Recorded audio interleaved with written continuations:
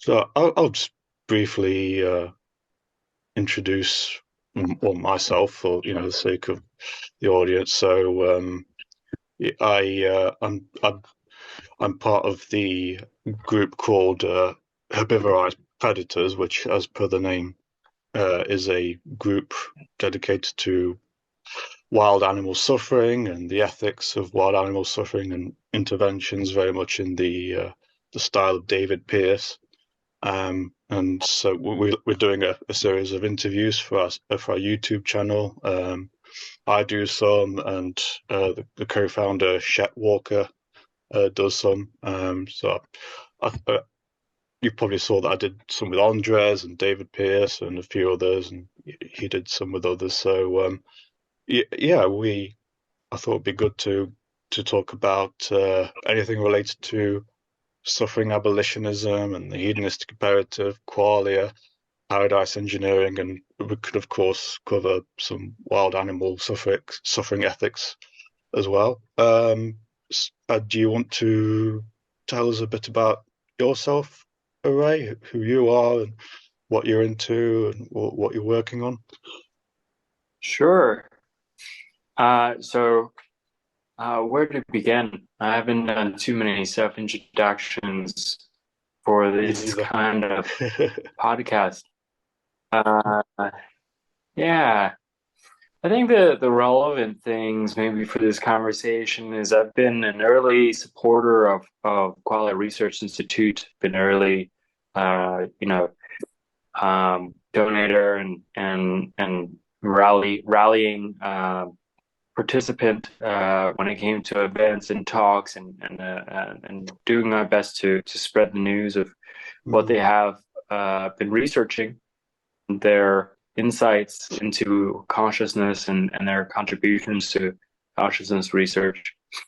Um, and I would say I have, largely been influenced by my thinking and my quality computing, as Andres would say, is highly influenced by a background in a variety of life experiences. I feel like I've lived life quite on fast track.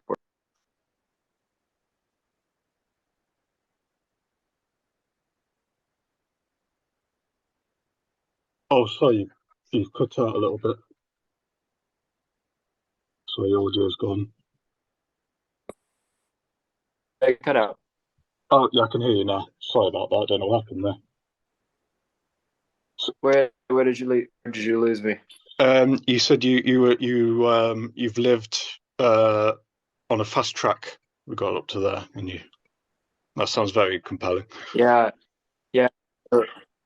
Yeah, I feel like I've lived life on the fast track or been blessed with a vast variety of experiences, and at the same time been deeply in the liminal space Mm, most of my life. Starting with the background of growing up in an immigrant household, with my grandparents and my mom, mm, and we had a household of six people, but it was in Sunnyvale. It was on Sunshine Street in Pleasantville in Maryland, and that was quite an idyllic place in a lot of respects. And but there was a lot of culture clash because we were one of the very few Asians that were in that area. mm. Um, and then when I turned 18, I had to go through this religious conversion to Islam to get married Wow. uh to who I was seeing. Yeah, and then that on behalf of her father's wishes. And then I had a more secular wedding 4 years later after having gone through college where I went to Columbia University and studied economics and mathematics there. Mm. And I married her again, but this time, under the legal law. Well, that's interesting. So you married this lady twice, once in as in according to Islam, and then second time in a secular fashion. Did I cut it out again? I did a little bit, but Uh, uh, uh, Let me tr let me, let me try this. yeah, sure. Is this better? I think so. Yeah, let's try it. Right. Yeah. Yeah. Yeah. Okay. So Yeah. your So I background's think Chinese. Chinese. I am half Chinese and half Portuguese. Oh, okay. Ah, I did. I had a feeling you were mixed. Yeah. Yeah. De Oliveira means of the olive tree.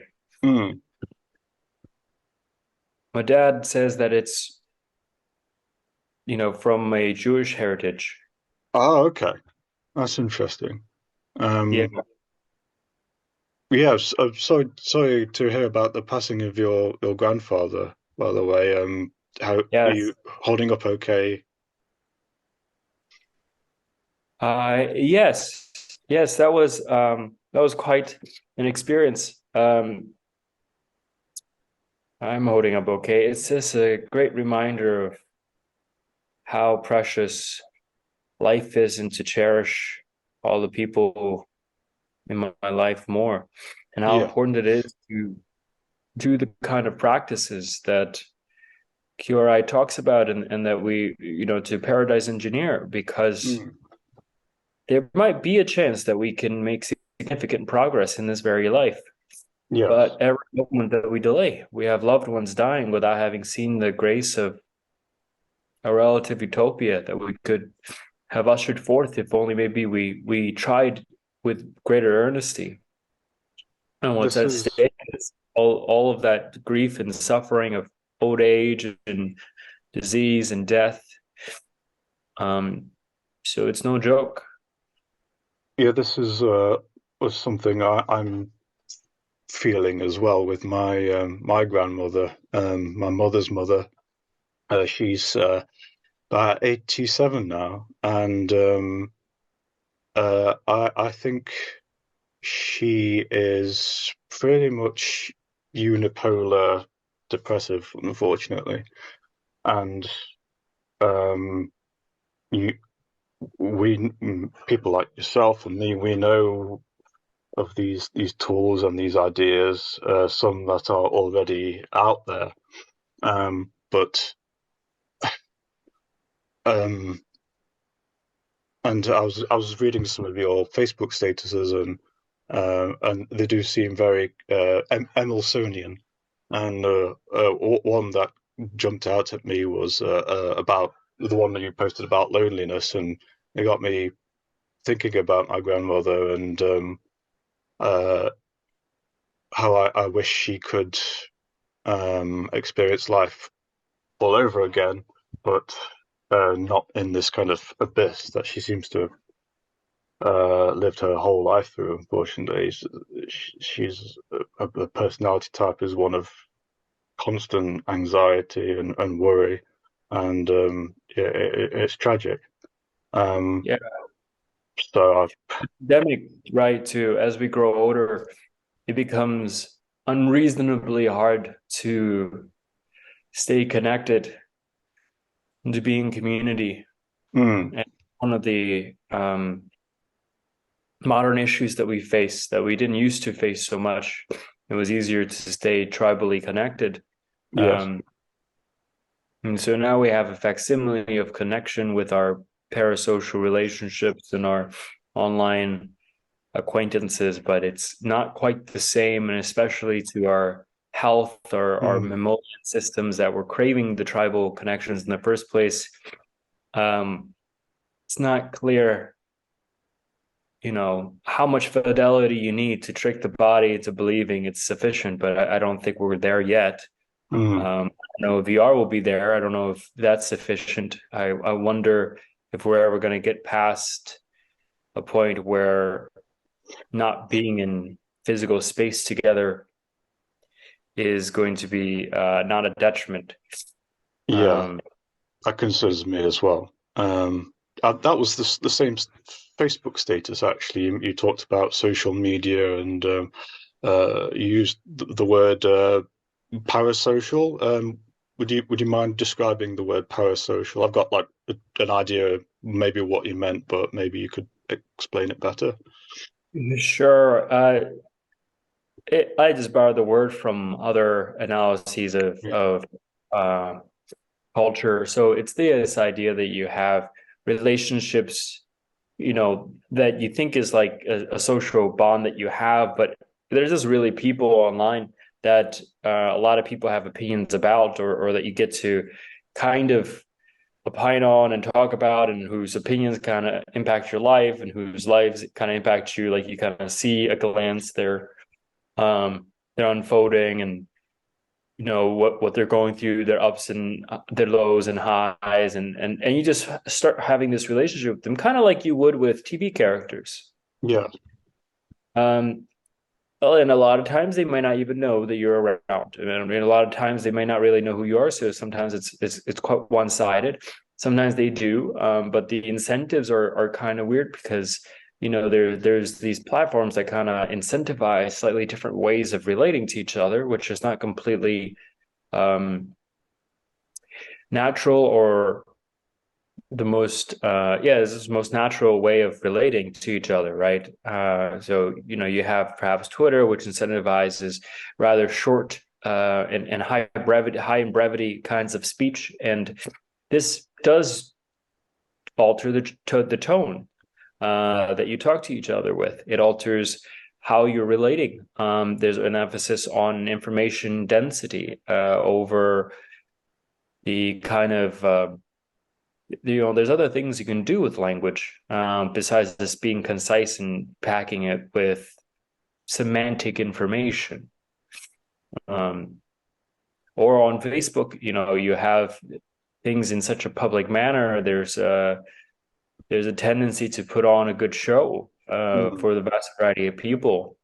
Or if you're on Discord, that's a little bit better, perhaps. You can have a variety of, tailored audiences and forums to be yourself and talk about different topics specifically and stay on topic. But it's still not quite the same. And I Mm. think, I think that's a little bit of what I mean by the consequences of these parasocial relationships are not quite the same as, you know, co-living with someone, for example, seeing them regularly, living in a communal space, which I was able to do during the pandemic. I lived at the Magic Community Okay. House, Yeah. where there were about 2 dozen people, and at the beginning of the pandemic.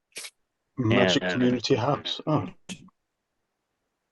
yeah, in Palo Alto, they've had thousands of visitors over the years. They've had a very successful co-living community for decades. Mm. They are very community service oriented, and they are very oriented around consistent ontology, a very consistent way of living based on scientific values. Science as God, as Andres would say, but Yeah. also um, taking it further, perhaps, than others would. And in fact, they taught classes at Stanford, and it's a community largely of a lot of scientists and researchers and students in the nearby area. So Mm. it was wonderful and very well ran, and that's just very different. Having dinner every night or several times a week at least with these same people, having seminars, having yoga together, having just tea together, cooking together, volunteering together, planting trees together, watering trees together, just doing a variety of value aligned things. Mm. And Mm. that that's not it's not replicable online. Yeah. Yeah. Was that one of the influences for your super happiness camp idea? I didn't come up with the super happiness camp idea. Andres did. Oh, was it Um, Andres? Ah, okay. Yeah. so I think in 2021, I believe 2021 or 2022, there was a QRI party. They presented on the advanced visions of paradise, 8 advanced visions Mm. of paradise. And I was there, and that was great. That was inspiring. And he also had a separately pre-recorded video on the advanced visions of paradise. And in that video, he talks about imagining in the future a future version of Burning Man, where you have different camps, but these camps are different camps of super happiness, like Mm. different visions of what super happiness might look like, what paradise might look like. And you have these traditional, and so each camp is supposed to represent a traditional view of what utopia looks like. Mm. And one of the criticisms also that he brings up in that video is that most visions of paradise are negative. They are Yes. about negative in the sense that they are subtractive of like, well, if you look at today, if only we removed government, the Mm. anarchists would say, you would have Yeah. utopia. Or Yeah. you would look at the communists and they would say, if only you removed capitalism, then we would just have communism, perhaps. Mm. Or if you removed breads and circuses, some Yeah. complain, right? Then we'd Yeah. really have enlightened folks who cared, and we'd have these um, wonderfully engaged citizens, and Oh. and so you have a lot of visions that are really just about removing what's painful, or Mm. removing what we think to be the illness and the suffering. No coincidence, though, I would say, because it's very Buddhist of our psychologists, because even Buddhism would teach that if you just removed suffering, Yeah. then you would have peace and wellness, and there's no actual pleasure, as Roger Tisdale would say. But and so maybe this is people's inherent intuition was like, oh yeah, just remove the suffering, and then we're good, and then we're in Mm. utopia, perhaps. Ah. But Ah. I think the advantage of thinking in terms of camps of super happiness and positive utopias of like what could really be far greater levels of bliss than we experience in the regular day to day. In the absence, like just think of the best day where you're like waking up, or the best normal imagination of the best day where you wake up, have yoga or stretching, and then you're just watching beautiful sunrise, and then you get to have a nice day at the park or with your friends or with your family, and then you get to relax in the afternoon, see more friends, have wonderful conversation, and maybe golf or do some sports, some exercise, and Mm. then you live what people would say a rather nice day. Maybe walk along the beach, and have maybe a glass of wine, and have one nice dinner. And then at night you get to cuddle with loved ones and your children and your spouse or something, and then you go to sleep and have a wonderful amount of rest that you like. No, that I think a lot of people would say, yeah, like if we could just get that all the time, that would be rather nice. That Ah. would be Mm. rather peaceful. And that's so like that they would have no work. Maybe we're in like a kind of if we get rid of work, then we're good. We get rid of bureaucracy getting in the way. I don't have to do my taxes. Don't have to Oh, do any of bureaucracy, that. Then definitely. Yeah. Yeah. I can go. yeah, right. Yeah, that would be lovely. Yeah. Well, that's, And I would say that's one of the camps. yeah. That's just one of them. One of them, which is to take care of your primal needs. Maybe live Mm. in a tribal village, live in a blue zone. Like follow all the advice on how to live healthily that you hear. There are other ones. Mm. The Tibetan Buddhists, for example, would say that there's a lot of intensive contemplative practices that you can do, which would also enhance your balance, as they Mm. say, your bliss, your happiness, your fulfillment.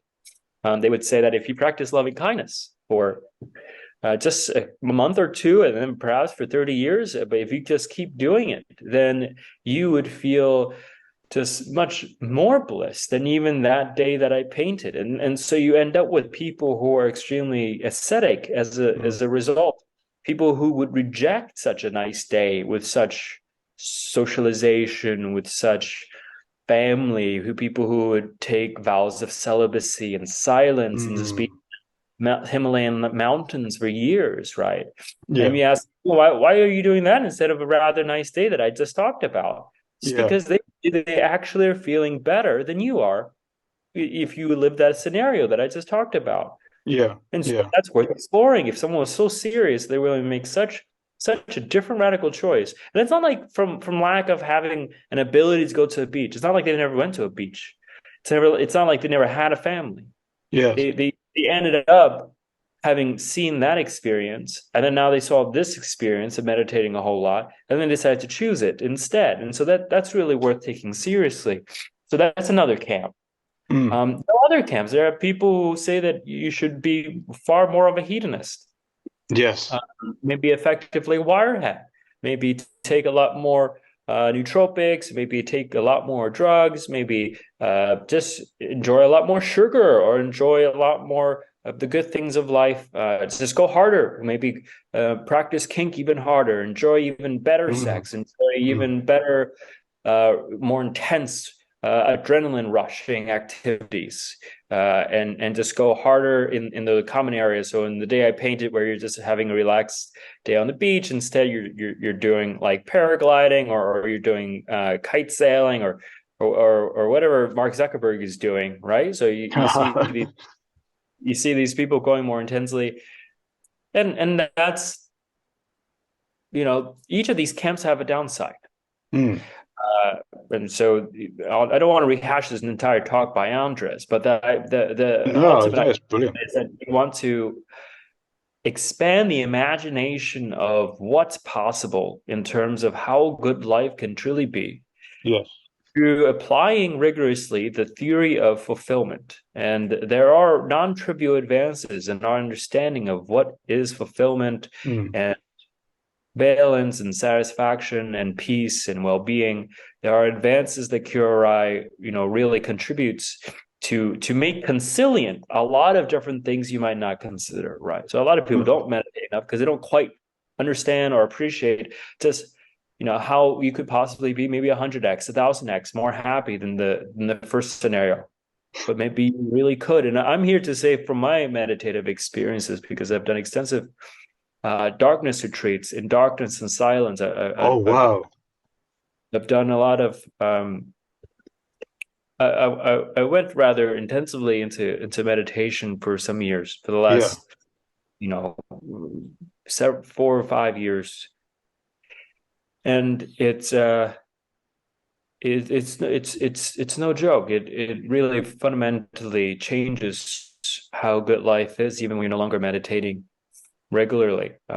There's this lasting effects, and so perhaps they can stack. Perhaps you can Mm. have it all. Perhaps you spend nine I love the months, idea of or stacking. Yeah, definitely. yeah, you stack, right? You Yeah. just do everything. You go and meditate. You do loving Or kindness. You love nootropics and yeah. your nootropics. You go and have awesome sex. You go and have your kite sailing when you can. You just really value, have a life that fundamentally values fulfillment and peace. Mm. And that might sound so intuitive. Why would I need to tell anyone to value happiness more, right? I think it's not so clear. I think sometimes we get It's deluded not. into what, of course, also David Pierce and Andres would say, the tyranny of the intentional object. Mm. And we sometimes forget that, in a very strategic sense, we're somewhere down the stack of like, oh, happiness is the greatest virtue. But then we have this whole thing of managing happiness over time. So we're trying to maximize the integral valence over time. Mm. Well, what are the trade-offs we have to do that? And there's fundamental uncertainty. There's irreducible complexity, as John Vervaeke would say, in this universe. And as a result of that, it's not always clear. And sometimes we end up in these cycles where we're just struggling to survive day paycheck to paycheck, and of course, in that kind of poverty, it's very tight. I have 3 jobs. Yeah. Maybe I can't quite do that, and that is of course a real shame. And so to talk about paradise engineering today is, I acknowledge, quite privileged perspective, quite privileged in the time, the resources and time and other resources to do so. But I will also say it's not quite as privileged as people might think, right? If only we had community to support us instead of scrolling on our phones on Facebook Mm. for 30 or an hour, 30 minutes to an hour more every day. If we had a friend there to say, well, how about instead we do some loving kindness meditation, or we do some vipassana, or we do some kind of meditation, Mm. and over a period of some months and develop that habit, that would tremendously improve a lot of people's lives. And that doesn't take money. That just takes community. Yeah. It just takes someone inviting you and egging you on and poking you. And we're going to be very resistant to this because we're not really the perfect denizens of paradise. There's a lot of, a lot of thoughts on we're well adapted to the hell that we live in right now. And we're well adapted, and we're afraid of. We don't want surprises. It's cognitively effortful to change our habits and the dynamical systems that reinforce how life can't be much better than this, and that's why we're able to endure it because we kind of we don't have that much hope that it can be much better. If we did, and it might be agonizing that we don't have the community to support us right now. Like, what's the Mm. good of someone telling you you'd be much happier if you meditated more, or if you had all some better sex? If you're like, well, I just can't get it, so what am I supposed to do? Cry all the Mm. time about how there's so much missed potential? Like, that's not very adaptive, right? So the answer is Exactly. community. You, Yeah. you have all these inspiration pumps for what more beautiful paradise we can have than people are able to imagine. But it's just flaunting it in front of people's faces unless you're inviting them to co-create them together and just live LARP even into Mm. it, LARP Mm. into these myths, as the metamodernists would say, or as Brendan Dempsey would say. Just really act as if it's true, and you're going to change the agent arena relationship over time to one that's more beautiful, one in Mm. which and then this is how reworking the predictive processing priors in your brain works. You have these fundamental priors of how much goodness to expect in life, how much you can trust people, how much people will be there for you. After a Yeah. certain, people get wise to um, not being gaslit anymore by a lot of the self-help movements and a lot of the advice that they give about, oh, just think happier thoughts, or just muster goodwill and motivation, and just go and do it. But mostly by yourself. Mm. uh, Mm. like a lot of the rugged individualism, and like, oh, Mm. believe in the power and spirit of the human soul. And yes, if that works, if that's sufficiently motivating. But I think there's some deep biological incentives to really only do this when you have someone there to say, if you do so, I will validate you. I will Yeah. be there for you. I will care about you. I will praise you. I will deem you worthy of my love.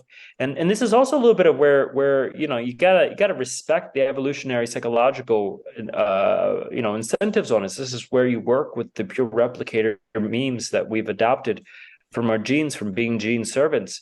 You respect that if you violate them, if you go against what your genetic imperatives are, you are going to suffer Yeah. in your body.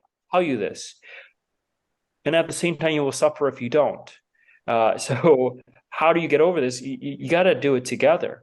Mm. Perhaps you have a community that worships consciousness and valence much more than normally you would, but the way you do that is to give status to the kind of people who have more happiness by Yes. going deeper into these practices of super happiness.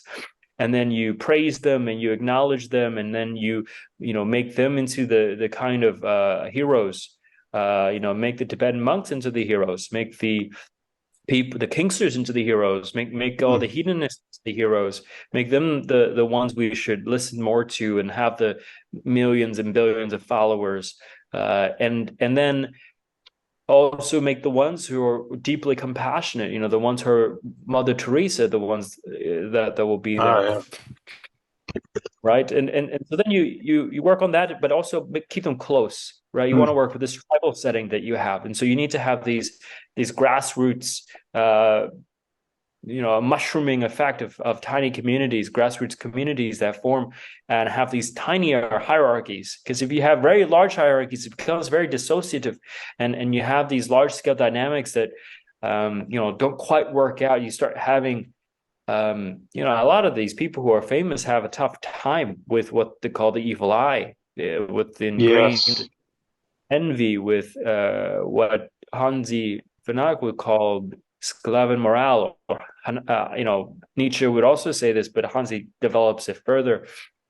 So you need a smaller community that can really feel more tight knit, and they have studies on this, on how large of a group is healthy, or that we Oh, were really? naturally developed to keep in mind and appreciate, right? Hmm. And it also changes your arena. If everyone in your life that you normally interact with are those in which you have deeper connections, like if you diluted the amount of connections you have and you realize, well, I have 1,000 connections, but most of them I don't even talk to once a year. A lot of them I Hmm. only know, but then I've Yeah, there are inflated my different sense levels, aren't of, there? Yeah. of or diluted the sense of friendship. And so in my mind, when I feel, like, well, can I trust all my friends? No. And then, who can I really trust?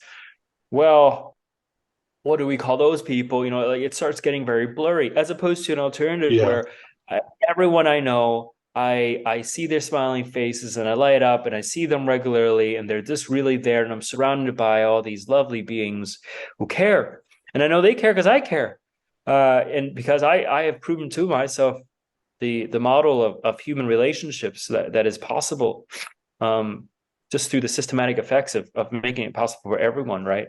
So I Hmm. think after a certain point, you need to do that. And that's one of the camps as well. How do you self-organize a community? How do you have these processes that engineer the well-being that are conducive to good community, right? And that's self-organizing systems, as they would say. That's another camp of paradise. And so the hedonists and the kingsters would, don't talk enough about how there's game theoretic and evolutionary psychological incentives that you can fix or try to change, having nudging economics, behavior economics, and try to incentivize more positive pro-social behavior. And those people don't talk too much about how you should do more kink, right? Like the economists don't talk enough about how wonderful it would be if more people had the liberation to explore their Hmm. sense of identity, A new and polymath, a new kind of polymath, maybe. a new kind of meta aesthetic, as Andres Yeah. would say, right? A new kind of no longer being bigoted against different aesthetics, different ways of being, different ontologies, different. Well, I mean, it starts with not being bigoted against different religions and different races and different sexes, but Yeah. beyond that, more there's subcultures that you're bigoted against, and there's philosophies that you're bigoted Oh, against. definitely. Yeah. And you reject them not because you're an excellent philosopher, not because you have a steel man, critical argument against them. And I know, and I say you, but I also mean me. I've experienced all this firsthand, where I'll just read someone's words and they're just not really hitting the right spots in my emotional body. They're just really not hitting it, and so I just get this grumpy brat in me that's like, meh, meh. I don't know. I don't know what they're talking about over there. It sounds Hmm. like the wrong thing. It sounds probably like not the right thing to do, but I haven't inspected it deeply. And I have due compassion for this because we have limited time to explore literally every idea. And over your life, you lose neuroplasticity, so it becomes more Hmm. effortful, or more cognitive strain to continually be open to That's one of entirely my new worries. paradigms. Yeah, that's one of my worries, losing neuroplasticity. That's one thing I'd Indeed. like to guard against. Well, this is perhaps another motive for spiritual urgency, right? Another Yeah. motive to practice harder when you have the brain to do so. It Mm. may very well be harder to reach enlightenment when you're older. Yeah. There are Scary. entire lineages of practice that say you got to start early. That's why they start very young, right? And That's and right. not Yeah. only is it maybe after a certain point, you just might not get some of these attainments. You might not. That's sad. I mean, that's Yeah, very it's tragic. discouraging. It's tragic. We have a Yeah. very limited time to rewire our brains, right? I mean, as much as adverse childhood experiences, ACEs, might affect us forever, which is quite tragic, right? Meditation might affect you forever, but only if it's a sufficient, appropriate time in your development, or it will always help, but it might help much more if you did it earlier. And so this is part of the shame. I was just I still remember just being very sad one day with Romeo Stevens. We were just talking about Oh yes. how wonderful our meditation was, and how much progress we had in cultivating peace and joy and well-being. Mm. How, if we looked back, like was like what seemed really hard from the beginning of like, oh, I gotta meditate an hour a day and got breathes, and I gotta like do it for who knows how long. And then I look back after 9 months after my first darkness retreat, and I said, oh, that was so worth it. That was I had no idea what I was missing out on. I just had I'd like such to a try limited darkness. imagination. Yeah, I'd like to try that myself. The darkness You retreat, can do it definitely. at home. You Yeah. can do Oh yeah, DIY, absolutely. Yeah. right? Just, oh, and also just like use some earplugs, some Mm. headphones, put some super thick black garbage bags over your windows. Yes. Maybe have someone feed you. It depends on how deep how rigorously you want to do this. And just it also functions as a dopamine fast, which people talk about, right? When you Yes. have such Andres talked obstructionist. about that, and Andres mentioned he did that by just staying off, I think, just screen Yeah, devices yeah, for he a did. week or two, a few weeks, I think.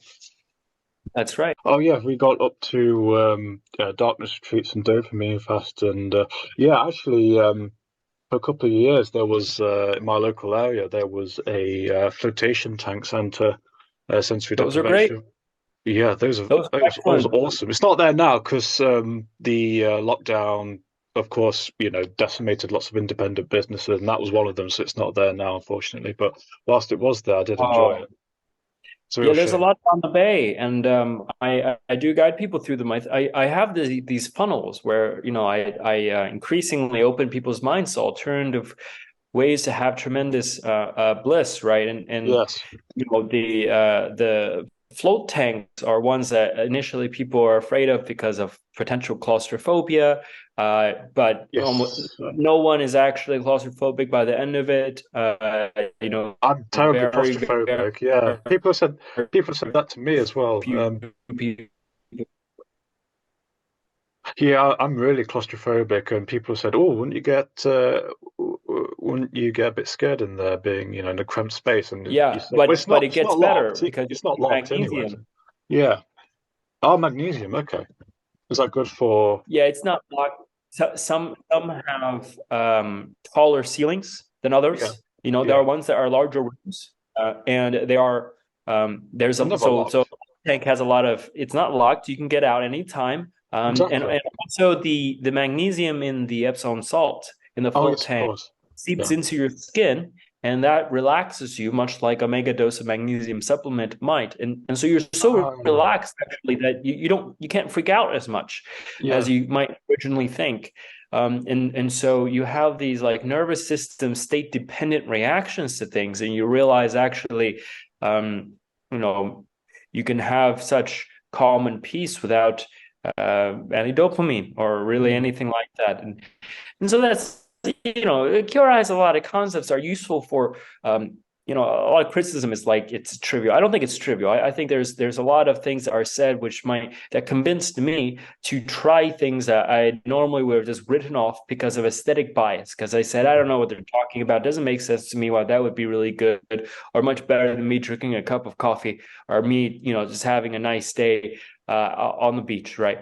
But through the power of discourse and good philosophy and systematic thought, with what seemed like good epistemic virtue, it convinced me, like a lot of science convinces me, to change my mind and to mm, consider that perhaps these all the ways of being actually can be conducive to the good life that previously I did not give due consideration to. And when I explored enough of these, and each time it turned out well, and I also do so you have the float tank, but they are centers that I go to. One which has also the super, like rather infrared saunas, oh, yes. and then They had one of those as well. right, and then a cold plunge. Yeah. Infrared saunas followed by cold plunge. This is one of the camps of super happiness too. Oh, Energy yeah. dynamics, right? Like yoga or saunas and the cold plunges, and you have these thermodynamic gradients in your brain that feel extremely good after like 30 to 40 minutes in the infrared sauna, and then at least 5 minutes in the code. You got to get through the initial fears, of course, but after around 5 minutes, there's usually like a bliss wave that can hit. And the more you meditate, the easier it is to stay in the cold plunge. And so again, stacking can happen where you can actually reach these thresholds of energy, doing these other practices. Mm. And there's also all the, there's also a camp around just taking care of your regular mental health, where people say, take your SSRIs, just do the regular psychiatric route. That's another camp. And the downfall of that camp is that people don't realize how that baseline of human existence, that hedonic set point that you might get to just from not feeling depression is nice, but it's not as good as it could be. Exactly. And it can be far better, and it's almost like an ethical imperative to do so, because you care about you and others so much that you wouldn't want them to just settle for some regular, God-given, nature-given a baseline, right? That would be the bias of the fallacy of naturalism, of just Yeah. whatever was natural is naturally the best and ought to be. There's a difference between what's naturally so and what ought to be so, and the is-ought divide is not, it's not collapsible, really. It may ultimately be collapsible when you look at moral phenomenology, when you look at, well, whatever we thought we ought to do has these roots in how the actual mental consideration of what we ought to do feels. So if Mm. we consider the idea of justice, and if we consider the idea of empathetic caring, just that mental object as a concentration object, as it floats through our mind, feels nice. It's itself inherently feels nice. Like anytime someone just like spouts off justice, like Mm. you actually feel a little nicer contemplating that, as opposed to contemplating if I said the word dissonance, Mm. or if I said the word screeching. Just think about that word screeching, Mm. Yeah. and then the feeling of the word justice, right? And so you have this sense of like, well, we want justice, we don't want screeching. Why? One's, is one more natural than the other? We can come up with a bunch of justifications, but we're trying to communicate the feeling of why we feel so good. You don't need to justify why you feel so good, would be what moral phenomenology says. It just says, if it feels good, if that thought and that future and that vision and that paradise feels so good to keep as a concentration object, to feel, to move into, as a moth might move towards the light, if you like how it moves you and like deeply, stirs you, right? If you like the feelings of those thoughts, then have them, because and then manifest that in the world. And the more you do that, the better it is. But it's better because you feel good about it. And so ultimately, it does come back to how good you feel, right? You want to have stoicism because you believe that creates the sense of virtuous living in our hellish samsaric landscape, where you're not in paradise, and that creates strength and resilience.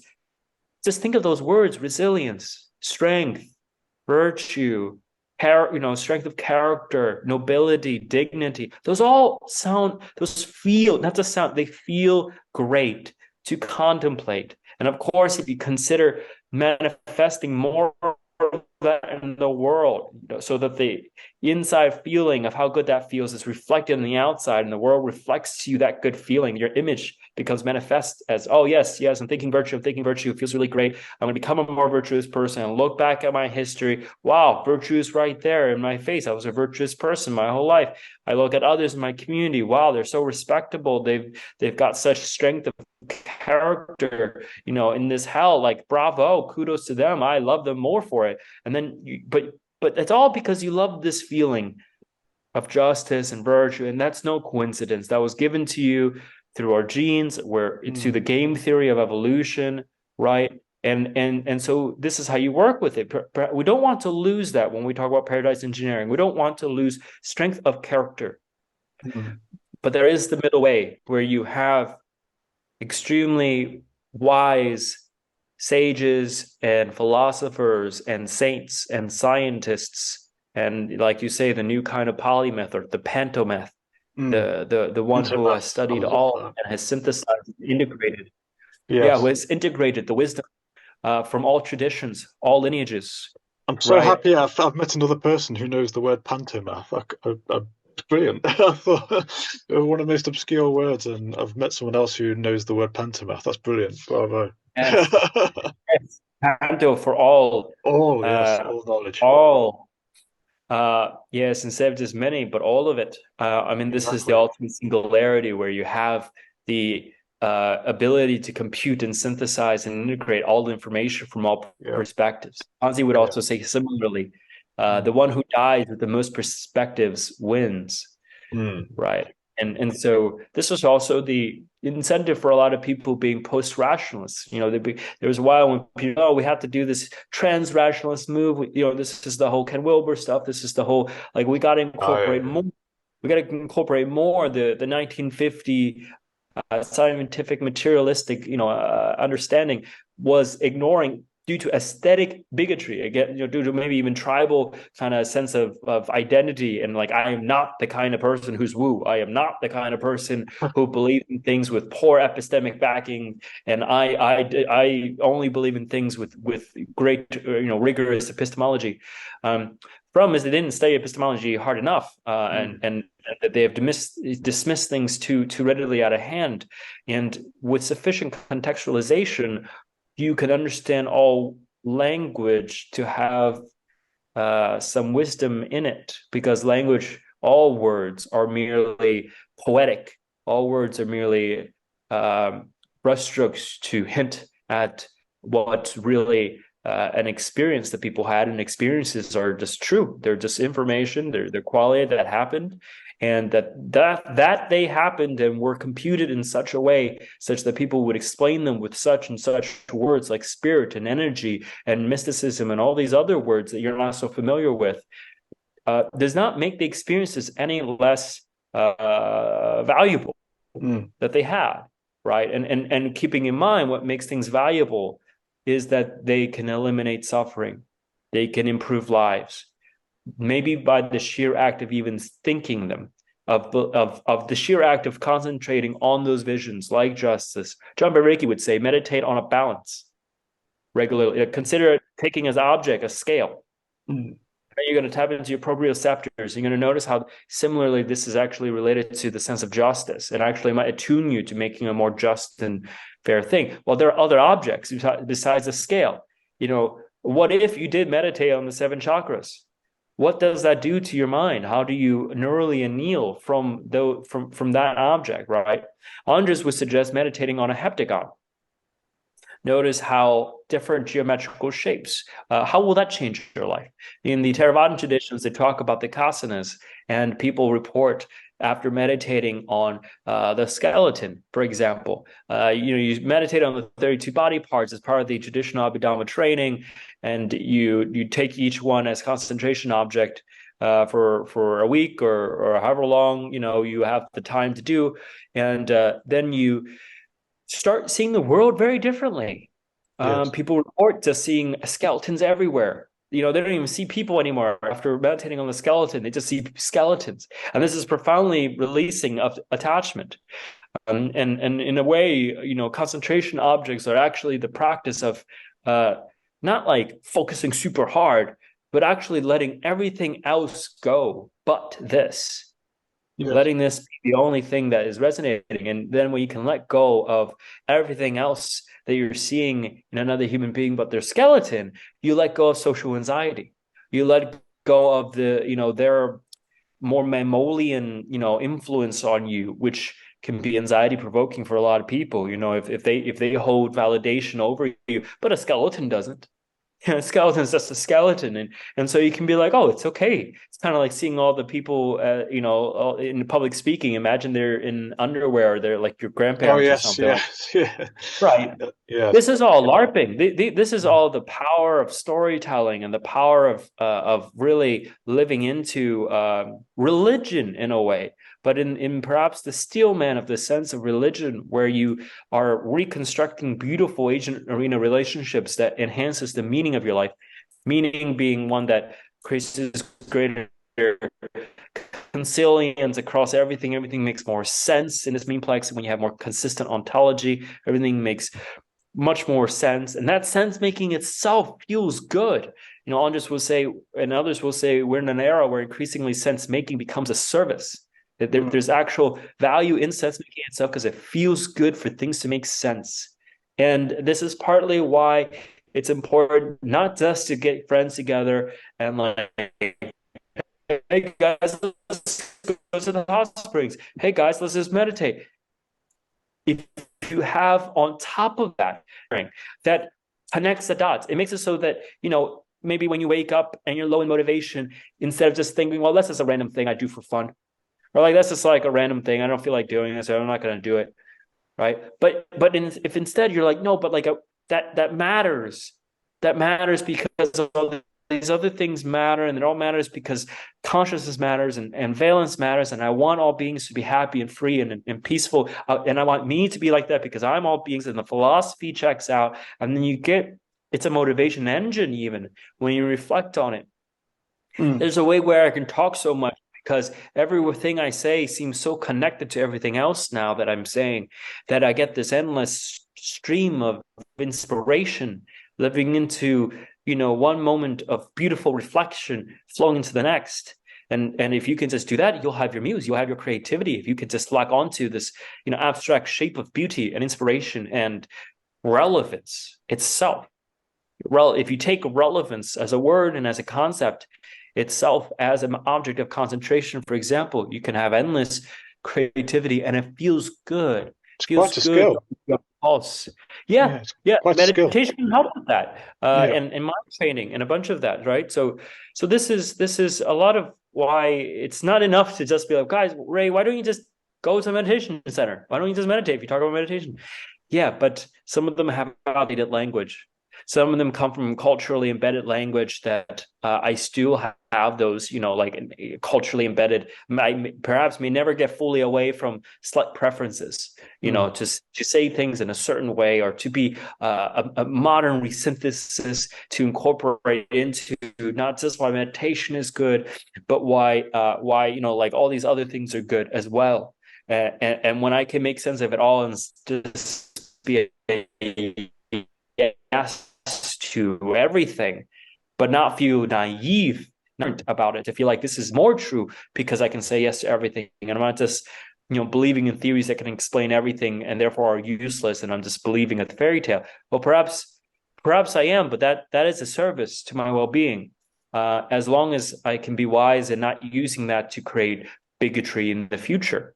If I don't Mm. then use these stories of how, like yesterday, I just had a ceremony where I lived into my friend being, and I worshipped him as a being who chose with ultimate dignity to get reborn into this life, who chose to suffer, chose to be for the benefit of others, and then not get very far as a result, get cast away, you know, heartbroken, hurt in all these different ways, despite all that he cared about.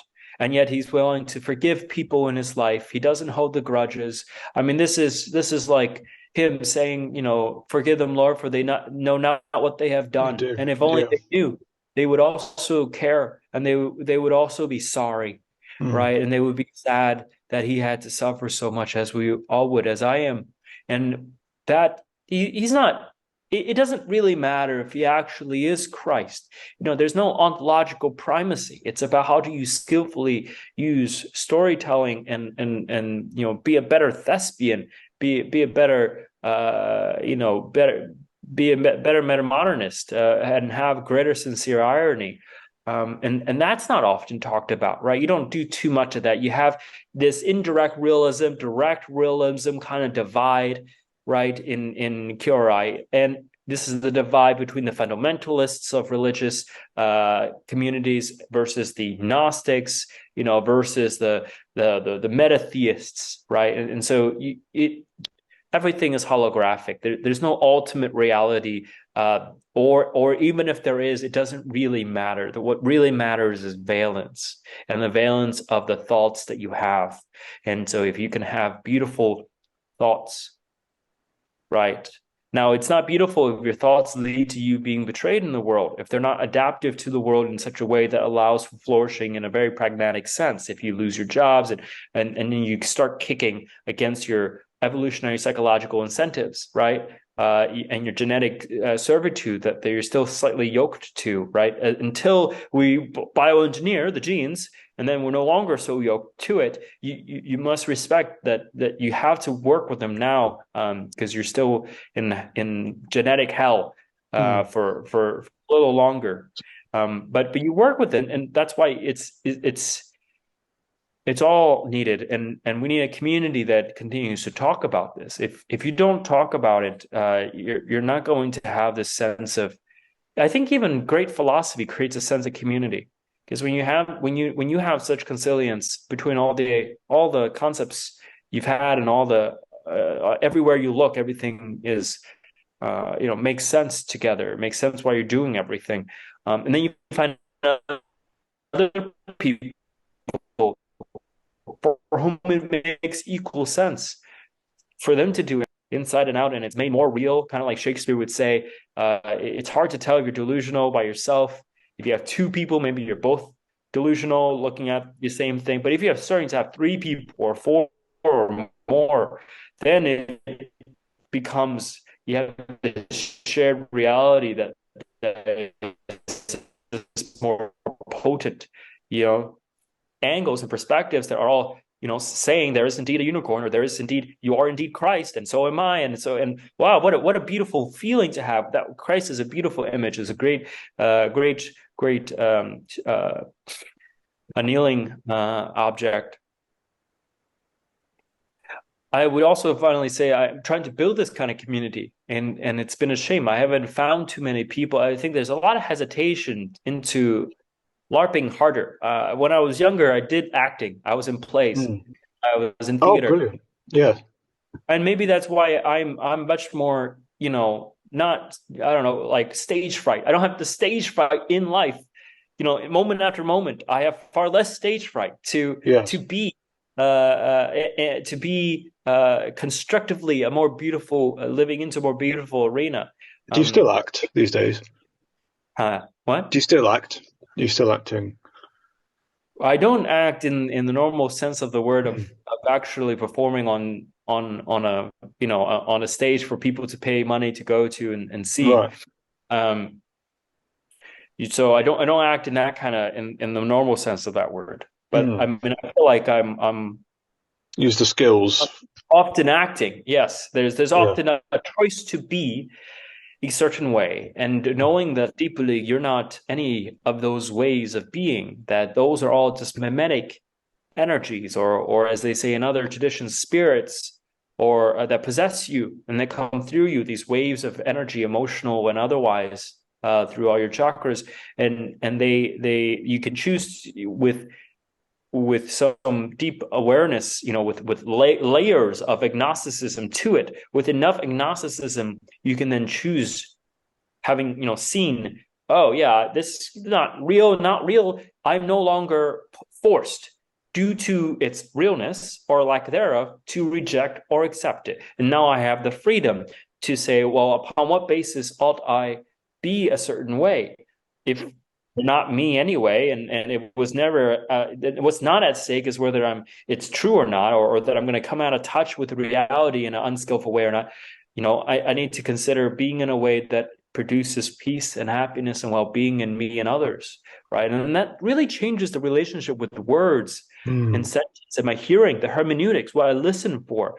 I listen to everybody and everything now much differently than I used to. I listen now for wisdom, all beings and all information being my guru, all of it being potentially having gems that I don't want to throw away, with the bathwater. And it's up to me to hear that and to be the kind of listener that turns everyone into my teacher. And right, and you can't quite have this if you're too attached to to truth in the traditional sense of that word, right? In the sense of an direct realist sense, where you actually believe there is something out there to really actually be in touch with. There's certainly traction, and there's what works, what unfolds in a certain way. There's karma, cause and effect in the world. Supposedly, right, a working hypothesis that's conducive to the good life if you work with that story. Mm. And so you keep that one, but there's a lot more wiggle room than we think, and a lot less to be afraid of. We can be much more imaginative and playful with our narratives and not die and not Mm. actually suffer. And if you're in a community of people who won't shame you for being a fool, in fact, honors the fool, honors that as an archetype, and is Yes. very, very, very, very joyous with and celebratory of the cosmic gestures Mm. and the childlike playful innocence that we used to have, and have less bigotry Yeah. against against being a divine child. Do you mean kind You of cosmic jesters in the sort of DMT-ish sense? Or I mean it in a deeply philosophical sense, in which, you okay. know,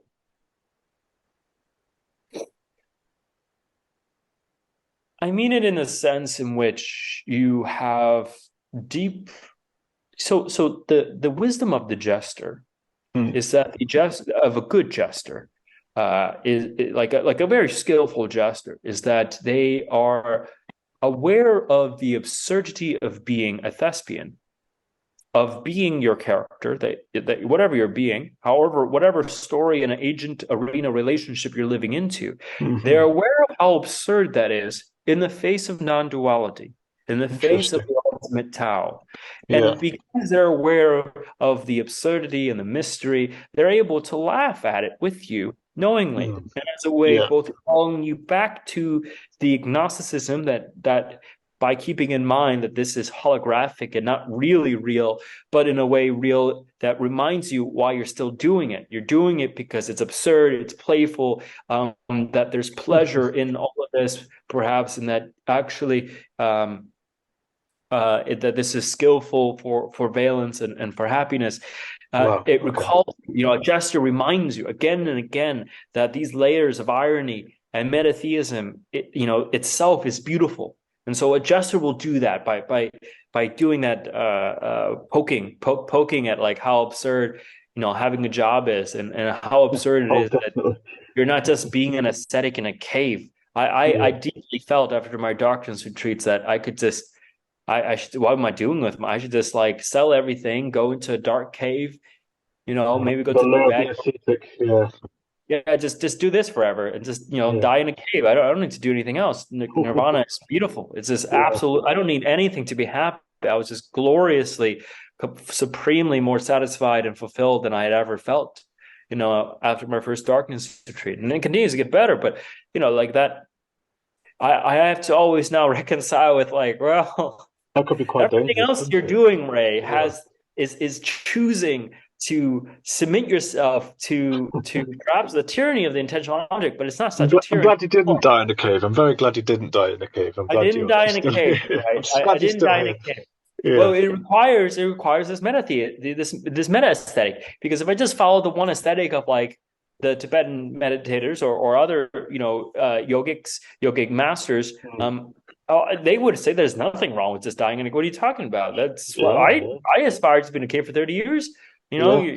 You're the foolish one for You'll not doing work. it. Yeah.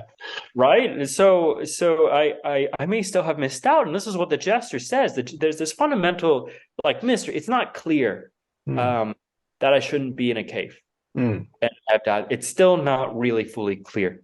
But what does move me is my heart, right? And beauty, the sense of beautiful forms. And it just so happens that what moves me uh, is all the suffering that I see in the world and in me and in others. Still And work to be for done. me, it's easier. I have a lot of tools to help with my Mm. happiness that I'm well resourced in my imagination, maybe not so resourced in community, and that's why I want to build a community to further like, hey, invite each other to go and work out, invite each other, let's come, let's build, let's do this thing, let's go and do it. I think that's what we need more of. We need people inviting us to do good memes, to care for ourselves. We need people to be invitations more, Yes. right? And I think this is a little missing in the QI community. We have beautiful intelligence and beautiful intelligent inspiration pumps for like different ways of being, like what a world could look like. And this is partly I'm just inviting people like go and make it, right? But we, I don't know why, but for some reason not enough people are like compelled, like not enough people are supported with someone else saying like, yeah, let's do this, let's like Because yeah, you actually mentioned about take care of hesitation ourselves. before. Yeah, you mentioned about hesitation before, didn't you? So noticed some hesitation in people to do these kinds There's of great projects. hesitation. Yes, there's hesitation from, because we have, like I said, these dynamical systems that settles us into a groove in life, settles us into routine, and these routines are adapted uh, to have maximum reproductive abilities, as much as we can. They don't really care about maximizing for valence. Okay, Mm. they don't actually really care about it. They imagine, if you looking back, just the amount of suffering I was willing to tolerate in my life. It's tremendous, tremendous. I just for no good reason. It's because I was lazy or just because of whatever. There's not really a mean to be lazy. There's cause and effect, right? There's a lot of factors conducive to that. Like I didn't have the imagination. I didn't have the exposure. I didn't have the experience portfolio to tell me about the long tails of bliss. That in fact, if I try a little bit harder, I can get maybe 1,000 times more happiness. Like at the end of it, I will feel like I'm 1,000 times happier. And I can't imagine that right now. Before I do that, right now I just don't even have access to my memory bank that that's even possible, because of anhedonia, right, or some other kind of state dependent limitations on my imagination. But if only I knew, and if there was someone there to tell me, come on, Ray, I care about you so much that I'm going to push you to go and take care of yourself better. I want to invite you. I'm going to use social pressure by saying, come on, bro. Come on, let's go to the gym, Mm. man. Come on, I'll do it with you. Come on, you want me to wake you up at 7? I'll wake you up at 7. Let's do it. Let's do it together, right? And then they want me to do the same thing because for them, maybe going to the gym is easier, but meditation is harder. They like thinking about it, but they need somebody like, come on, 5 a.m. Come on, let's do it. After the Yeah, gym, a right? trainer. You Mm. meditate with me, right? And then you just support each other in good memes, in the good memetics. But without a good philosophy, you're going to have, and this is why you need the philosophy of paradise engineering. If you don't have that philosophy, you end up with push comes to shove, you're going to have your spoiled kid inside you saying like, meh, or you're going to have the Mm. part of you that believes deeply that people don't really care about you that much. And because you deeply don't really think that people care about you that much, and that it would be naive to believe that they do, you're just going to shit test them. You're going to just be like, nah, I'm just going to flake and watch how you stop becoming my friend. No, I'm just gonna, um, I'm just gonna relax, and you can't make me. And look at how conditional your love is. You're probably just gonna leave me as a result. You're gonna think I'm a shitty friend, and then you're gonna ditch me. You're going to abandon me, and that's why you need the philosophy, because the philosophy will keep both people. You know, a lot of philosophy is also about how to be a better friend, Yeah. right?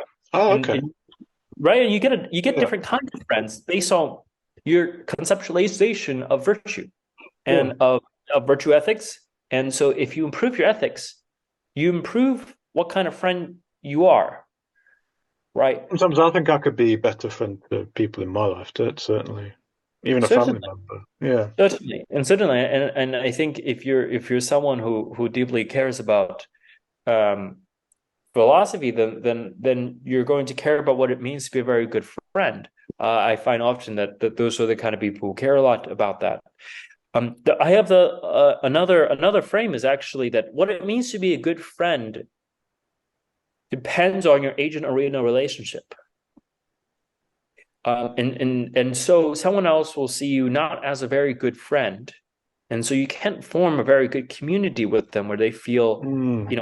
aligned and held by you and cared for by you. Because in their arena, let's say their arena is, let's use the realms of samsara. Okay. Sure. If they're a hungry ghost, where they're craving always 50% better, like more, right? Right? Like if they're just always kind of craving glucose or sugar, or they're just feeling like craving more money, right? And they just need a little bit more status, a little bit more of everything. And they have this subtle craving that is slightly not conducive. It's dukkha, it's Tanya, I think is how they pronounce that, this sense of craving. Ah, And if you're a friend that tells them, notice the craving, notice how it's not you, how let it it pass. Yeah. comes, and how it is suffering. And just notice how if you drop the tyranny of the intentional object, you would feel so much better. And they would be like, that's not helping me. Man, I don't want, and they might go away from you. And they may find other people who enable them, right? Other people who game with them, who will do the dopamine things with them, and then that, in other words, they want friends of pleasure, as Socrates would say, or Aristotle. I think it was Aristotle. And then you have people in the Asura realm, people who want to really climb the status hierarchy, who only want friends of great ambition. And if you tell them to relax, man, like enjoy yourself, man, like go and go to a sauna and cold plunge sometimes. Like maybe you can take a walk on the beach. You're not even doing that. Like maybe enjoy some time with your kids, instead of trying to be a millionaire and then a deca millionaire and then a billionaire. Like instead of Mm. continuing to hustle with the Mm. hustle culture, they're like, no, you're gonna interrupt my Asura journey to be better than the gods, to show them who's worthy. And so they're gonna find and gravitate to others who are on the same hustling path, right?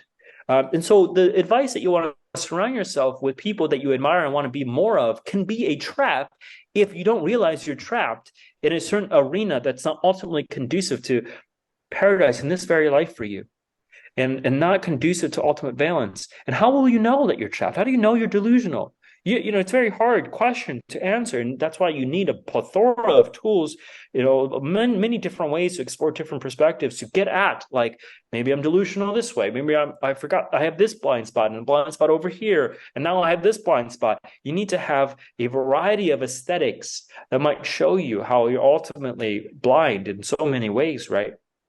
Um, and so if we're aligned on good philosophy and have a consistent ontology, like at the Magic Community House of what they call value science, they made their Mm. values based on a scientific, ecological standpoint. They really wanted to minimize damage to the environment, and thought very longitudinally in terms of effective altruism. And but in a grounded in their own way, they're open to discussion and debate on that. But this consistency allows everyone to then reflect on how good of a friend the other people are. And so I think you can't you know, there is a vector of friendship that goes much more intensely, and greater levels of intimacy between people can be unlocked with better philosophy, with greater value alignment, and the more clear you are on your memeplex, and the more overlap there is. And Yeah. I don't buy, like, it says tolerance, right? Like people talk about tolerating different views. Tolerance is not the end. It's a good starting point, but there's more. You go beyond tolerance to synthesis, and you Mm. have synthesis by willing to engage, and you engage in perhaps conversations that might surprise your dynamical systems, that might dislodge you, that might suddenly dissolve how crystal clear the arena is. You thought you were in a coliseum fighting against everybody, and all of a sudden someone's like hacking through the walls, like this is walking through the coliseum walls, or like coming up from the ground, and you're like, wait, I didn't know you can go through the ground in this coliseum. And then that starts disrupting your entire model of, like, wait a minute, is this a virtual reality? Maybe I should put this down. Like maybe I'm not in a coliseum. Maybe I'm floating Ah, right. through the groundless ground. In Mm, fact, maybe mm, there's effortless free fall, and this is fun. And maybe the sword in my hand is actually this sword of Manjushri, and not the sword of a gladiator. Right, the sword of Manjushri, where yes, I have anger and I have competitive spirit and I have masculine drives and I have testosterone, but now I'm directing that not towards people as people, but towards ignorance itself, towards everything that's in the way of happiness for all beings. And so you have this reorientation that's really like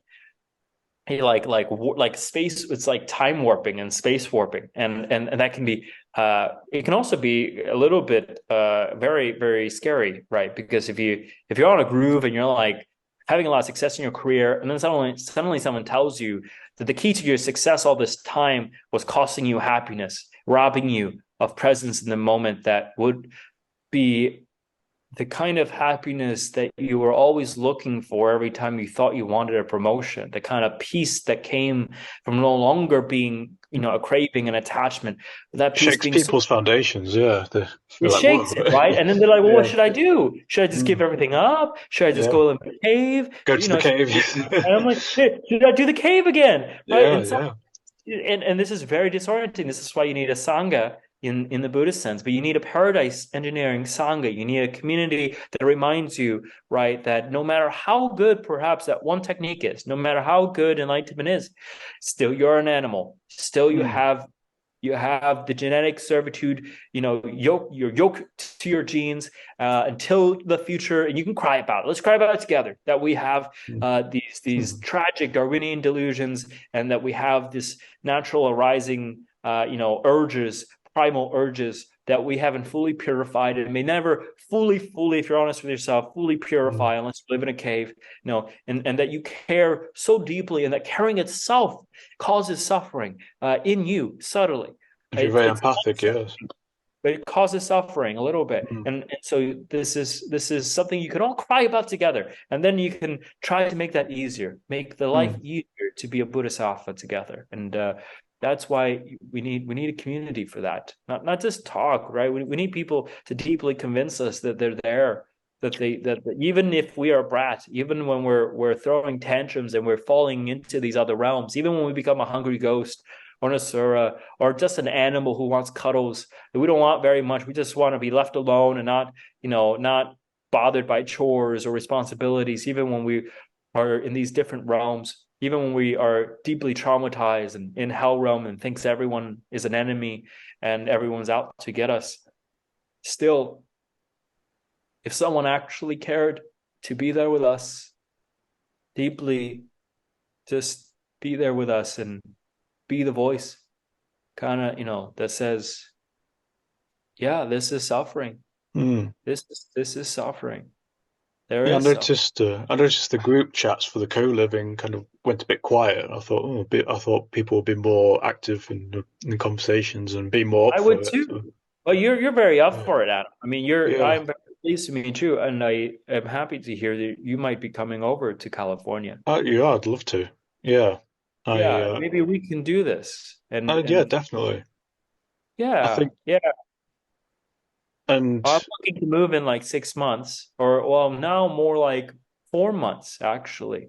yeah, yeah, or maybe more people are interested there, but they're just maybe waiting to see what happens, or um, I think social media is a bit of a tricky one sometimes. I mean, what you said There's earlier someone was, else. So Ari wants to meet up in person, and we'll talk more about it. And I'm talking to a variety of people, right? Just throwing the intention out there, being an invite everywhere I go to mm, create this reality together, right? yeah, And I believe that even if just one or two people want to do this together, it would already be the 0 to 1 step, yes, kind of that I'm looking for. And I need to, um, I believe it will make the next step much easier. If after like 6 months of living together or a year, there's tremendous benefits to your well-being and your valence and your happiness and your outlook and your creativity, even and your productivity, even, and we just see how how much value there is in this kind of community, then Mm. two people being vocal about it is going to create much more like realness around like, oh, maybe this isn't bullshit. And Yes. then like others will sign up more easily. So I think even just two people will be better. And like I've tried to get Andres to do this, but Andres has very good reasons for currently valuing a lot of stability in his more personal endeavors in his more personal life, so that he can focus on where he has a lot of value to add in the intellectual spheres, right? And driving the leading edge of theory, which is it's a very valuable. But since I don't have currently the edge there as much as Andres, I think that there's other ways to reduce suffering and to just disseminate his ideas, make them more real for people, as real as they have become for me, right? Like Mm. they became more real for me the more I actually tested the hypotheses out by doing the things that QRI claims are all conducive to balance. And then I, first person experimentation. And this is what I want everyone to investigate and do. And I think that this is also a revival, by the way, of the mystic fellowships and the fellowships that we used to have. People, the esoteric traditions in America lament the falling away of fellowships and of initiations, right? Well, this is also a tribal thing, right? Where we used to have coming of age ceremonies, initiations, and a death to boyhood, and coming into your mature archetypes. We don't quite have those, and we don't have the fellowship that acknowledges that you went through that. Because it's one thing to think that you yourself have gone through war, but it's another to go through war with buddies, and then to Yeah. to The to Brotherhood. have the brotherhood, right, and the Mm. fellowship. I admittedly, this is probably a little bit dimorphic in how much this matters to I think the predominantly male oriented people. But it I believe there's great value in that for everyone. I think there's coming of age for Yes. everyone. I think there's Mm. death and rebirth for everyone, and that it's very valuable to acknowledge together, and to also acknowledge that we're on a pilgrimage together, a fellowship of the rings together, and Yes. Hero's journey. a That's hero's how I see journey, it. Yes. hero's journey. Yeah, exactly. Yeah. But you need people to acknowledge that you're a hero to be on their hero's journey. And you need to Yes. have a war to fight to be a hero. Hero to vanquish a dragon, vanquish the enemy.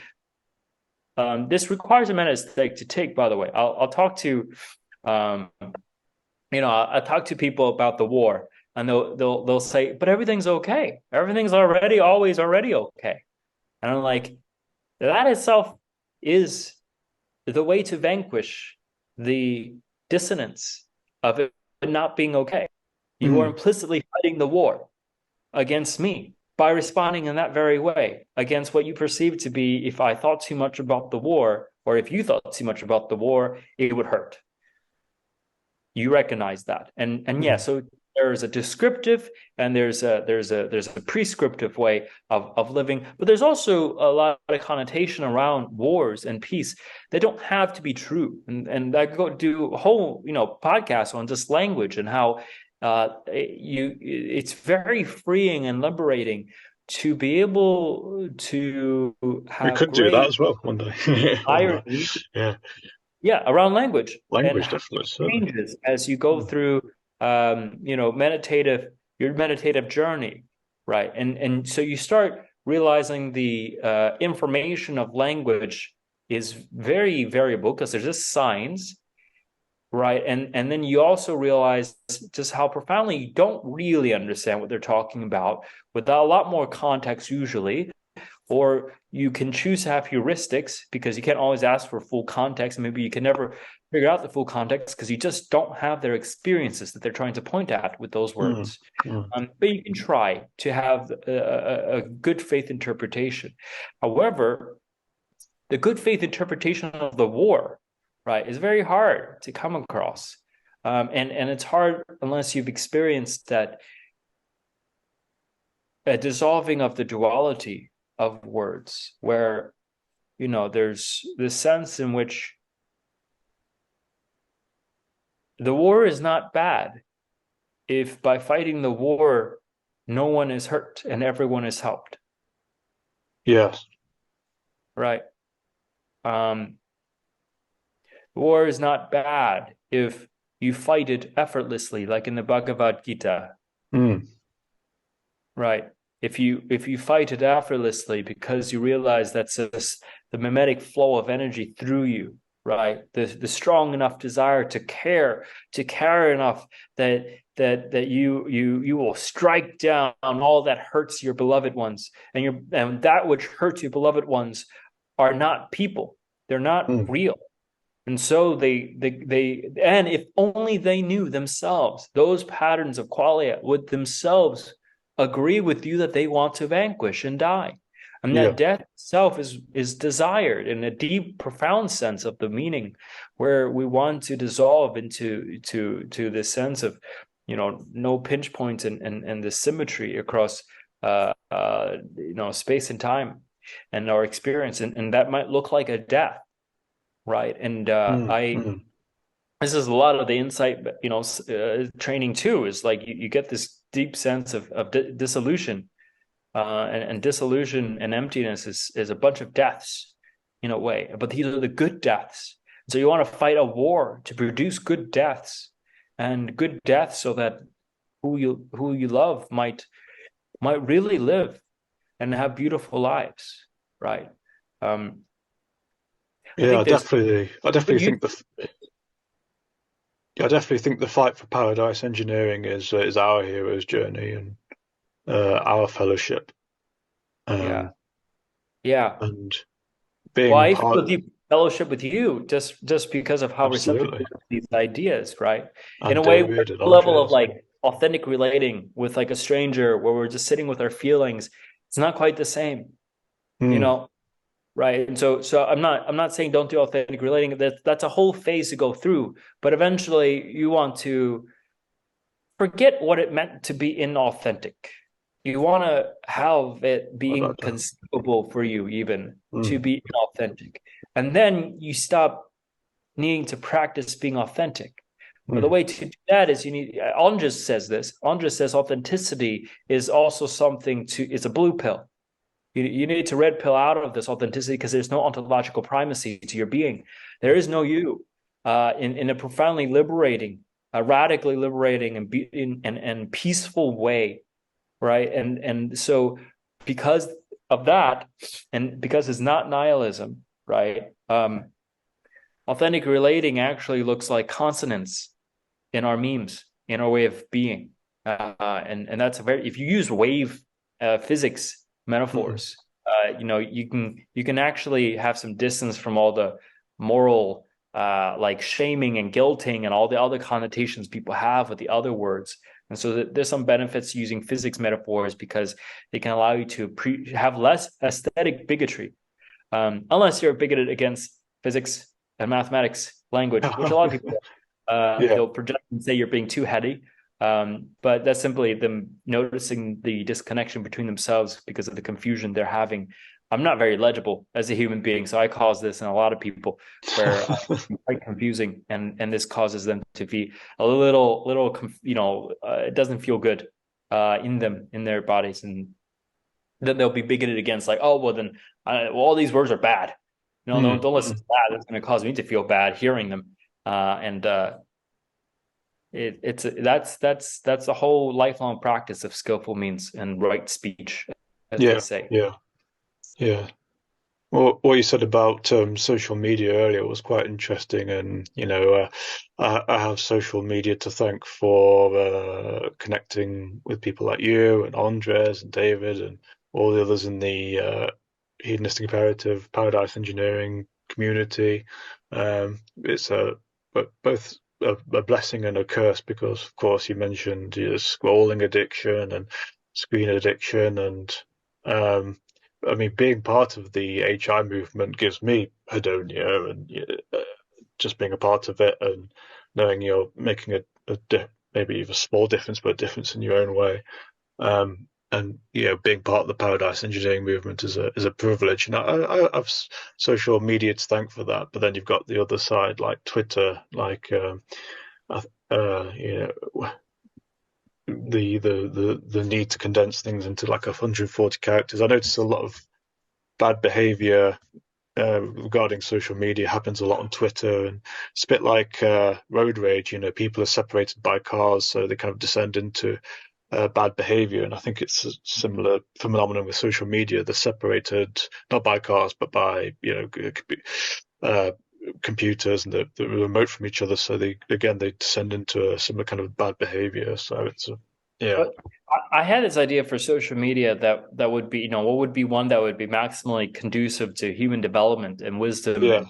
and balance. And I think it would be one that would be informed by a recommendation engine that would put you into a certain, like that would identify all the areas where you don't have the meta aesthetic fully grounded, where you have aesthetical differences.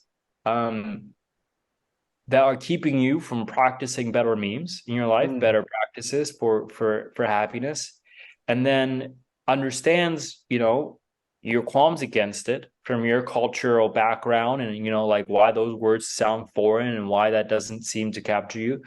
And then skillfully recommends you people that are along the gradient of talking about this other stuff, but at the right level of synthesis to kind of meet you where you're at, and Mm. then suddenly starts like introducing you, with honeyed words, as the Buddha would say, honeyed and flowery words that makes you feel good, then suggests an openness to perhaps trying this out in the future. Kind of like a reverse echo chamber, like a benevolent developmental recommendation engine that will put you at the edge of challenge. So a flow state, right? Where if I went and scrolled through Facebook or the Mm. Meta or whatever this thing would be called, not saying Facebook will actually do this. I would scroll through it and I would just regularly have, be kind of poked and thought, I didn't think about doing gig. I thought those were all weirdos, but actually this person really explained it in such a way where I thought, maybe there's a steel man now that I can see that I didn't see before. I actually appreciate how the inside view looks, and I'm able to develop this perspective taking that I didn't have before, right? And I think that's at least one thing you can do in language is if there's a way for us to language in a way that improved the capability in listeners to perspectival taking is improved, right? Like how my words can somehow train you to be better at taking my perspective, or to take, Mm. if you're an AI, the perspective of what would be most conducive to where you need to develop or something. um, and I believe that one day we're going to get better at this. We're going to learn the keys to the kingdom of how to have mimetic virility in the good way, right? Maybe it starts with memes. Maybe it just starts with showing like funny Buddhist memes to people Yeah, who are super scientific maybe. materialistic, and then you're like, oh, that's funny. I didn't know I could laugh at this thing I hated or like that I was bigoted against. But now Yeah. that I'm laughing, or like I want to be on the joke because everyone's like laughing, or like all my friends are showing me this thing that went viral, right? And then you can like soften yourself to it, and then maybe by softening, you can. I think on Twitter they talk about this. You if you want good mimetic flow, you got to have like some amount of shit posting in addition to like evangelizing the things that you care about, and like in addition to um something else where you're asking questions or you're just responding, or it's more open ended and you're Mm. inviting engagement. um I believe I may have butchered that, but that I think kind of I can see the wisdom in that, because if you're just super earnest, that can be, and I'm super honest, earnest, not honest, earnest, and I that turns off a lot of people because they get very uncomfortable with this, and especially if you come from a background of not having a consistent ontology, right? If which is most people. Most people do not have the rigorous training in ontology to have minimized hypocrisy in their life as much Mm. as people will go really hard into meme plexes. right? Mm.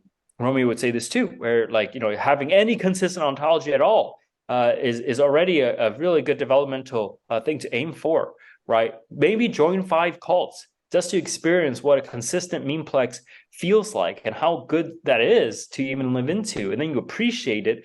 And then, yeah, you like ditch those cults because they weren't complete. They didn't fully integrate all the information you've learned, across all your domains of knowledge. So they're not synthesis enough because they didn't consider enough math, they didn't consider enough psychology, or they didn't consider enough all these other things. So fine, but you find another one, but you remember you want consistent ontology. It feels good, and then you're gonna go and be attracted to other passionate ontological people. Whereas if you've never joined a cult, if you've never been in a consistent ontology, this is actually going to cause dissonance. Mm. And Mm. you're gonna in reflection notice how you're not so passionate about anything. You're not so sure about anything. You don't have anything that inspires you that hard. You don't have that level of radiance and vibrance that comes from having a consistent ontology. You don't speak as much as Ray. You don't feel like you have so much to say. You don't feel like everything reminds you of everything else, and so you just have endless inspiration. And that's a little weird. Why don't you have it? Well, you're certainly not going to blame yourself very much. You're going to blame the other person, and so then this leads it to be very hard for me to, I'm going to be very clashing in background context and priors, because you don't even know that good ontology results in a way of being that's wonderful, that looks like this. If you were to try and be Ray without consistent ontology, you might feel a lot of anxiety. You might think the only way I can even look like this guy is either I'm drinking the Kool-Aid too much and then I'm naive, or I'm just very anxious and just like having Tourette's or something, just going all over the place with scattered-mindedness, right? And so that's not the only way to have endless inspiration and endless energy. It's not the only way. Brilliant. Right. That was fantastic. I think we had a really good session there, and we had a lot of golden material. Thank you very much. I think that's a good place to stop. I think you said you have to go now. Is it 2 o'clock at your Actually, I have at your? time now until 2:30. Um, yeah, if there are more questions that you didn't get to, I mean, we can do some quick hitters, or try to keep them quick. Oh yeah, sure, yeah, no problem. Do you think with your super happiness with the idea of super happiness camps, there could be like some overlap with like something like a super Shulgin Academy, or do you think maybe super Shulgin academies will come maybe in a few decades? Yeah, very good question, right? So, for context, for people who don't know, there's Yeah. several inspiration poems that Andres has put out there. So Andres has put out there on his quality computing network, I think, blog. He has written posts on the Super Shogun Academy, a singularity that he can believe in. Another one is, another series of essays that leads up to another vision of a singularity is the harmonic society, which is at the end of eight models of art, or like eight Mm. ways of looking at art, or what is art about? What is art? Eight different models of art, and he in the last four are like, you have like traditional art analysis and theories of art, but then he has like 8 advanced ones that are four advanced ones, and then eventually it leads to like, well, perhaps art is about realizing the rainbow god aesthetic, and then it's also about I love the harmonizing. Rainbow God. Yeah, one of my It's favorite wonderful. cure ideas. Yeah. Yeah, you want to have this meta aesthetic that really incorporates all the different perspectives of reality and experience. And by having that, you become wiser. You're computing more qualia, and from that you can mine more, you can harvest more wisdom from having all these tools available and ways of seeing. And you're less likely to be delusional if you're the rainbow god. And so art allows you to do this, because art is Mm. giving you novel experiences, novel perspectives at maybe the same thing that you've been looking at before.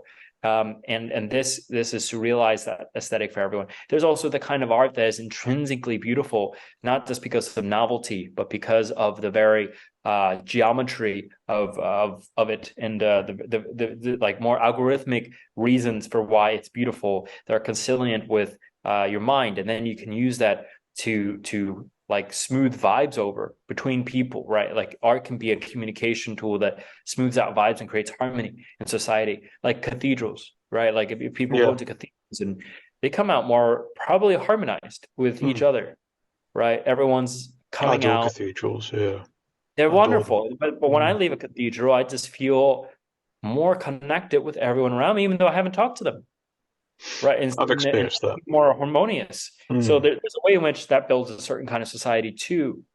Um, and then another view of the future of consciousness, another Mm. future, right? That's an inspiration poem. Is that if you think of the future where consciousness wins over pure replicators, and you have the three realms of consciousness, right? So, like, because conscious experience may be the only thing that actually exists or matters ultimately, like. Uh, Mm. so, if you look at the inside view, like the inside view of all of the wave function or of matter, or of this whole universe, the inside view that you have, but maybe everything else has. And if you consider that a variety of worlds, right? Worlds like the realms of samsara, if you consider them different realms or different agent arena relationships, um, where is it all going? Like, where is this portfolio of realms? This portfolio, which in like I think Taoism or in Chinese esotericism, you have the 3,000 worlds, you have the 10,000 worlds, and so it's like that. It's these different topologically segmented pockets of consciousness, perhaps. Okay, so but ultimately there will be attractor points where more and more worlds will become similar and similar, right? Mm. I mean, you Mhm. have cultures that have a lot of people with a shared memeplex, a shared arena of like got to grind that corporate ladder, right? But in the future, if consciousness were to win over pure replication, everyone actually cared about peace and wellness and fulfillment and valence. Ultimately, you might have three worlds, and three worlds are hedonium, qualia stream, and historium, right? So you Oh have one yes, world. I've heard of these ones. Yeah, yeah, This is in yeah. this talk, future of consciousness, right? So you have a a consciousness world, which is everyone meditating in the perhaps the Dharmakaya. Okay, and I'm agnostic to what it actually looks like. I don't believe we've actually have optimized hedonium Mm. yet, Mhm. especially with the potential of bioengineering. Right, Mm. there's some sense in which perhaps the current brain that we have is limited in the amount of valence that it can experience. Perhaps there is a substrate constraint on our valence, Mhm. but we can change our substrate. We can, maybe our children and our children's children will have increasingly better minds that are more fine-tuned, design our babies for happiness, for more valence than you can imagine Yeah, today. yeah. And right, this is the David Pierce part. So Mm. I'm not clear that like fourth path, Dharmakaya, Vajrayana enlightenment, or any of that is the alt has actually attained a mathematical maximum of valence, right? So the whole line of research should go into that. We should continue exploring in the Super Shogun Academy, perhaps by exploring all the camps of Super Paradise to discover, what is worthy knowledge is that which will help us create hedonium and make it easier to get there, right? Yes. Spread reality of hedonium, so it's a hedonium shockwave that will blast through, that will be very viral. The minute anyone encounters hedonium, this state of optimized valence or the optimized at any given point in time to the best of our abilities, they'll be instantly transformed to like, oh my God, of course, this is what we want. And then they will spread it to everyone they know because it's so motivating, it's so beautiful, and that's one world, right? Mm. Now, in that world, you may not desire to do anything else. There's this idea that maybe doing anything requires some kind of rebirth into some sark existence. You need to care, and that comes with its subtle suffering of craving for the end of suffering for others. And it's not nirvana per se. And maybe you also have hedonia be a state of coming rapidly, annealing rapidly from total, like, non-information, from total non-duality, or from total lack of information processing. But then you have something subtly that rebirths you into a being that can recognize that you just experienced nirvana, or that you're coming out of it, and then you go back in, and then you just do this very quick going in and out of duality and non-duality, right? And then that might actually optimize for valence more than if you were simply like literally Buddha and Dharmakaya, right? Perhaps. I'm a little agnostic. I think eventually you can measure valence mathematically, and this is why it's a research. It's ongoing empirical research that we can do. Then a second realm is qualia stream. So Yeah. Andres posits that for the rainbow god aesthetic to be useful, you want to have engineer a world, like a way, an engine with technology or practices or whatever to allow people to experience endless novelty, endless new experiences. And now, from a valence optimization perspective, you might say, why do endless ones when you're always taking a risk by not exploiting the optimal version that we have of valence, right? So it's a risk. Like this is like explore, exploit. If you want to exploit optimum valence, which you would want everyone to go into hedonium to experience optimum valence, but in qualia stream, you do that because you want to be reborn into the third world of historium to help all beings and suffering everywhere, right? Right. Yeah. Right. So the historium is the forward light code of this universe, where you actually are in Zoom meetings and actually interact with others in this kind of more regular way. You're not in deep meditation. You're not going through this weird, bizarre world of endless novelty, right? Yeah. Which is which is hard to conceptualize, that you can have endless novelty, but you can. It's a parameter that, and increase, with a lot of art, perhaps you can, and then with a lot of other techniques you can. But that is also not entirely the most skillful way, because while you're doing that, it's kind of like Everything Everywhere All at Once. That movie, right? That was released recently. That one made it very hard for the ones who saw all realities simultaneously, all universes simultaneously, to focus very hard on any particular one, or to care, or to be that effective in that particular one, right? And so while you're in qualia stream, you're not that effective at spreading hedonium. You're not that effective at ending suffering. Right. So you got to Yeah. get out of that. And then you take what you've learned, you digest it. Maybe in historium, you have this more workable level of qualia computing, computational abilities, and in this forward light cone. And you work with others, and then you work on spreading the technologies and saving others from the hell realms and from all these cruel worlds, including all those insects, right? So Yes. these are the three worlds. And so historium we already have. Some people have access. This day and age is hedonium. But very few, right? Very few people have access optimal valence. And then, people only temporarily perhaps go into qualia stream, right? It's a very privileged thing to be able to access both those other ones. Hopefully we make it less privileged.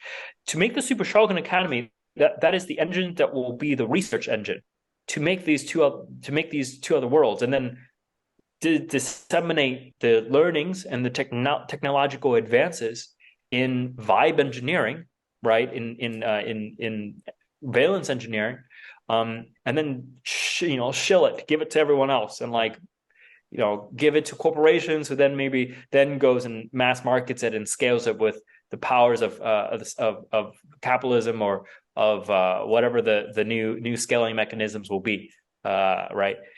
So I think that if I wanted to start a community today, it seems like the most pragmatic and like thing to do is to become the ideal initiates for the Super Shogun Academy. To do that requires training to people. For example, like I have a short list of like things that will make you a great Super Shogun Academy initiate. You would, ideally, as a minimum baseline, perhaps at least reach equivalence of stream entry. Okay, which most people can agree that you can actually reach. If you just go through even 9 months, right? Like the Buddha says, you need like 7 years at most. Okay, which is still doable, but with modern advances in stacking 7 years. of different, But with modern stacking of technologies and nootropics and like float tanks and like different like high like far flow quicker. Yeah, entrainment, yeah, we can speed up. I firmly believe and have absolutely. experienced acceleration on this path as a result of doing things outside the traditional aesthetic of Theravada, Mahayana, Vajrayana, Zen, Buddhism, all those traditional schools, great, but can be supplemented further. And I want to take a stand for that, right? 7 years is too long for people, I think. 7 years is too long for many people. So too long for a lot of people. But I recommend, yeah. I suggest that everyone can do it if they join this community, right? Yes. If I would like to experiment that we can get everyone there within 9 months, stream entry in 9 months, maybe even faster for some people, Yeah. right? I believe I did it in 9 months, and Roger believed he did it in 9 months, and we weren't even doing it as hard as we could have. We could have maybe have done it even harder, but we didn't. So it just shook out that 9 months is very doable, and the amount of change in your hedonic set point is just tremendous already. Now, in addition to that, we want people who are learned in a lot of polymath in a couple of the more traditional ways, learned in mathematics and psychology and study of consciousness research, cognitive science, and maybe AI, machine learning, statistics. You want people who are very good philosophers, who have rigorous epistemic virtues and are very good at epistemology and have been experienced arguing for a lot of the research lineages behind QRI, who deeply understands the default assumptions and can argue for them and against them, and can be on podcasts and talk about them. And then you have, I believe, the Super Shogun Academy vision includes, so it's called the Shogun Academy because named after Shogun, who may have been one of the more initial explorers of the vast state space of consciousness. And his wife as well, of course. Yeah. And his wife, yes, and Shogun, who recently passed away. Passed away, yeah. Rest in peace. Sad, very sad. And but he lived a long life, and he contributed so much to the exploration of the state space of consciousness, perhaps more to qualia stream than almost anyone else, right? To the realization of qualia stream, right? So for stream entry and that meditation path, one of the camps of superhappiness, but also conducive towards researching towards hedonium, qualifies you to have a glimpse at what hedonium might look like, low in semantic content, high in like pure signal valence, right? And then you have ones that are higher semantic content by exploring, vast variety of altered consciousness states, and new ones. We have an entire psychedelic renaissance of new corporations that are working, and not in the U.S., per se, but in Canada and in a variety of places in the world, Jamaica, Costa Rica. Not here, unfortunately, not in the UK. Not in the UK, but there are, on this globe, there are companies that are legitimate, that are doing legitimate research into exploring a variety of better drugs to access a qualia stream, a variety of experiences, and some of them very healing to trauma, right? So part of the wisdom you get from qualia stream also is perhaps healing of trauma. Hedonium itself, valence itself, can heal trauma. High valence states, high entropy alloys of experience can heal trauma. Neural annealing itself is very helpful. Andres released recent papers on the mechanisms through which this happens. Well, Andres was heavily cited, or was heavily mentioned in the papers, and so then you have other requirements probably where I would say you have resolved the relationship issues in your life so that you have a conducive, you have actually integrated some of all these experiences. You've actually practiced implementing them in Historium, where maybe you have better relationships with your parents, and you have stable relationship with capitalism and with the economy and with your friendship groups, and you have strong community, maybe even outside of the community we're building, so that in case things, because if you're doing intensive exploration, you're going to get a little bit wonky. You're going to need a sangha that supports you, but you may also get freaked out by that sangha, and so it's good to have perhaps risk mitigation, where you have a diversified portfolio of support networks, and then you have the capacity to reach out to them and know that you have really tight and close friends outside this community that you can lean on to when you need an outlet, beyond this memeplex, right? As you slowly move into it, perhaps one day you just totally drink the Kool-Aid and you just never need to consult anyone outside, because they actually talking to anyone else, you can feel the dissonance in the memeplex, in the different ontologies, and you're like, I just rather not. I love this memeplex so much, I'm okay with them, right? Be that as it may, entering the Super Shogun Academy, I believe, is most conducive to good research and the work if you have a nice stability in your home life, a nice stability with your primal needs being met in a variety of ways, to the extent that we can help you with that in the memeplex itself. So I think that those are like largely the things, like well healed in trauma. Oh, and also I would say another more ambiguous requirement, I think, for making good Super Shogun Academy initiates are people who have experience a variety of subcultures, right? I think you need to go through several subcultures, LARPed very heavily into them. I find subcultures very fascinating. Yeah. Very fascinating. Maybe join a mermaid subculture. Maybe do some D&D, and then maybe go be a jock, and then maybe do some bodybuilding. Go be Frank a Yang style. Yeah. Frank Yang style, right? And then maybe go be an artist, learn music theory, and go be a DJ. Right, just there's like entirely different crowds and subcultures. Go be a rapper for a while or something, and just synthesize a couple of them. You don't need to do all of them, but like maybe 5. Join like 5 cults, and then come back out alive, and then appreciate the meta aesthetic, that the liminal space that you're in. And I think if you don't have this, you're going to very easily put an aesthetic on a pedestal. You're gonna very easily, say, oh my God, this community is the best. And then they will fall off the pedestal. And then this will cause chaos, right? So you need level-headed people. And also, this is important because you need mimetic vaccines against crazy ideas you might have on when you're high on meditation, or when we're in these extreme edge cases of realities, right? You're going to start coming up with beliefs that are really wild. You're going to have fires, like virtues will get dissolved into non-duality at some points. You're going to start believing you can transport across quantum consciousness across all. You're going to come up. You're going to believe you're God and Jesus. You're going to believe in all sorts of things, right? And you need to be able to take them with the sincere irony that is only cultivated with enough, like, coming out of the matrix, many different matrices again and again, until you realize, okay, but I thought I was God before too, and like, all right, like I've seen this before, and I can't really be that invested since I've already been fooled like 4 or 5 times. Yeah, it's getting old now. Being God's getting boring. being God's being boring, and being reach the bottom of the rabbit hole. That's right. And so I think that would make for a good Super Shogun Academy. I would also say the Super Shogun Academy is a scalable, and codifiable, scalable organizational system for a community, right? You can't have just a community around hedonium. They might as well not be a community. They're just going to be happy. They're just going to be there sitting in a community, potentially. If that truly was hedonium, that's not a community. You're not going to have the training, right? The journey, the hero's arc, using all that camp of super happiness, which is listening to our primal selves and our ancient ancestral, natural needs.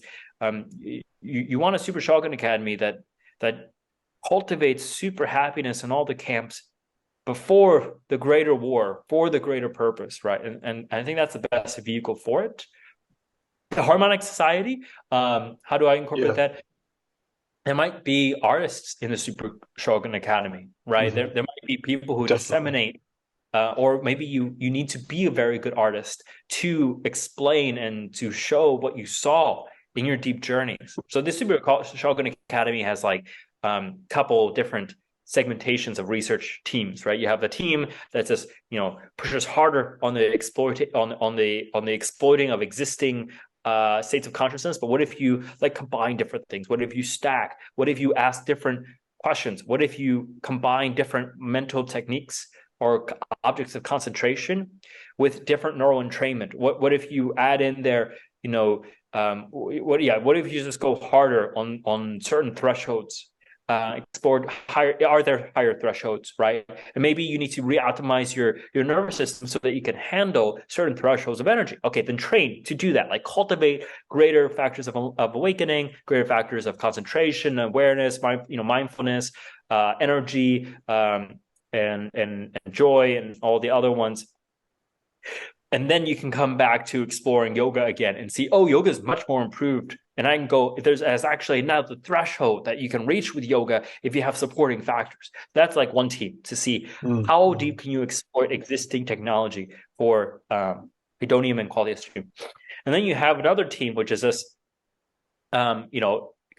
exploring, first person, all these novel drugs coming out, these novel techniques, novel, like, maybe like there's in the future they're gonna blast you with waves, right? There's morphogenic waves, but what if there's like brain entrainment, oral, a visual entrainment, and kinesthetic entrainment, and then maybe a full body suit, and maybe there's a VR level of entrainment, right? I'm a big believer in stacking. I am. but like maybe like really novel like vectors. Maybe when we learn more about the fundamental algorithms of consciousness, and then we theorize using the math of that actually you can theoretically have these other experiences that no drugs has gotten you to yet. Nothing has gotten you to there. But if you could, it would have potentially these benefits. And so that would be a third team, people who are coming up with theory, synthesizing the first person reports of what the conscious experience, what the realms are that are created, and then developing everyone's phenomenological language, right? By the way, that's going to be important. You're going to develop Super Shogun Academy jargon for explaining in more and more nuanced and with wise discernment, different ideas that are conducive to improving on the theory of consciousness and valence, so that then you can come out of there with new theoretic applications and new theoretic drugs or ways of changing the brain, changing the mind experience. And then you have this feedback loop between the theoretical, the people doing the machine learning on like monitoring all the brains of those two other teams, and one team that's exploring, one team that's exploiting. And so I think that's how that all fits together. One other point I wanted to put in there, I'm not sure exactly how it fits in, but I imagine there's this economy between the three realms of consciousness, which so you have the Super Shogun Academy and Historium, and then the people, I think ethically speaking, right, you might have this kind of optimized economy in this self-organizing system where if that of ultimate value is to have optimized valence, then every moment you're out of optimized valence, right, you need to do this trade-off between, well, how good of a saint am I going to be? And should people choose, right? And it might be that if you're in hedonium, like you might say, I can imagine a scenario where you're like going home from work or going home from your research in Super Shogun Academy, and you're like, all right, thanks everyone, I'm going to just go. But by going home, I mean going to hedonium. And you just clock out and you just experience optimal happiness, optimal fulfillment and well-being and peace and motivation. And then, but you time it. You give yourself like 8 hours of this, right? Which for you might be infinite because like time is no longer really a concept in hedonium, perhaps. But ethically and conceptually speaking, that you also you care. You have a heart. You seem to care about all other beings, and that they are also you, and that you're not going to be fully satisfied unless all beings also, you have this symmetry in space and time, across all space and time, that they are equally also feeling this hedonium. That feels good too. So when you want to care for that priority, you say, give me 8 hours of hedonium or 800 years, whatever the new time frames are. And then you have people coming back from that, and they're like, oh, that was great. That was refreshing. I'm healed from all my traumas again, all the deleterious effects of exploring the wide space of consciousness, some of them which were not as good as like some of them may have been like really bad realms, but someone had to figure that hell out. realms, yeah, definitely. Some of them were hell realms, but we didn't know, and sorry about that. And so we're going to mitigate that. We're going to try and like soothe you, and part of soothing you would be putting you in hedonium. But then you reincarnate, you come back into Historium, go back to work, and then you go back to work maybe exploring, the quality of stream. Like maybe you go through. That's mind-blowing. You come back and you tell everyone what you saw, and you're like, this is how you reach this other galaxy through quantum entanglement of your consciousness. You can reach them through basically like being a DMT of, like, harness the power of being these mimetic propagation engines across space and time faster than maybe speed of light. Like, I don't know, like this is the future potential here of a super Shogunum Academy. I don't even know the questions we will have and the answers we will have to them. So I think that's a little bit of the inspiration pump that inspires this kind of community. We're like, at the same time that it is a trillion-year war and an effort that will go far beyond our lifetimes, we can make tremendous progress in this lifetime. We can make tremendous progress far beyond what anyone can really imagine, if only we invited each other to do it with the kind of spiritual urgency that has ushered others to, have utter what's the word? Not devotion, but not discipline, but utter. There's a word I'm looking for here, but just utter like strength of will to say I'm going commitment to or commitment or something like that. A strong resolution, resolve. Yeah. Right. As Sun Young would say, like make the strong resolve that I'm not going to leave this meditation sit, even this very sit, until I'm fully enlightened. Right, like they create this resolve that are like, right here, right now, I'm going to get it. I'm going to get paradise in this very life. I'm going to be fully awake, and I'm going to be a Buddha in this very life. The strong resolve to do that. If we had that, and if we foster that in each other in a community, we can accomplish tremendous things. And there's nothing else worth having such resolve over, other than that which optimizes valence, and other than paradise as a concept. So I also sometimes say, and I like using the language what people consider their enemies, so that we can realize I think it's a usage of language. I like saying, you want to live into a jihad, but the jihad against ignorance, not a jihad against people, but there's a reason people are in jihads. That's a reason it's the most holiest of wars. It's the most worthwhile war that will bring salvation to all, right? Yeah. And that which it's very interesting, intriguing, deserves to be vanquished. And you believe you're fighting the most just. You are on the side of justice, and that feels very good. And if we can have that without throwing out the bathwater, if we can understand and appreciate this, we can start dissolving dualities, right? Like, I think if you cringe at my words, dear audience, consider the aesthetic preferences and biases you have against all that I have said, and consider that maybe they're not so real, maybe they're not so skillful even to have, and to I would say I would be very suspicious and skeptical of anything that would cause greater separation between you and me and all of humanity. Because that separation and othering is the source of great amounts of suffering. Well, Ray, I thank you very much for that. I think your command of language and is beautiful, and thank you for coming on and talking to me about this. It's been a really wonderful session. And I would love to do another one with you, like a couple of weeks, if that sounds good.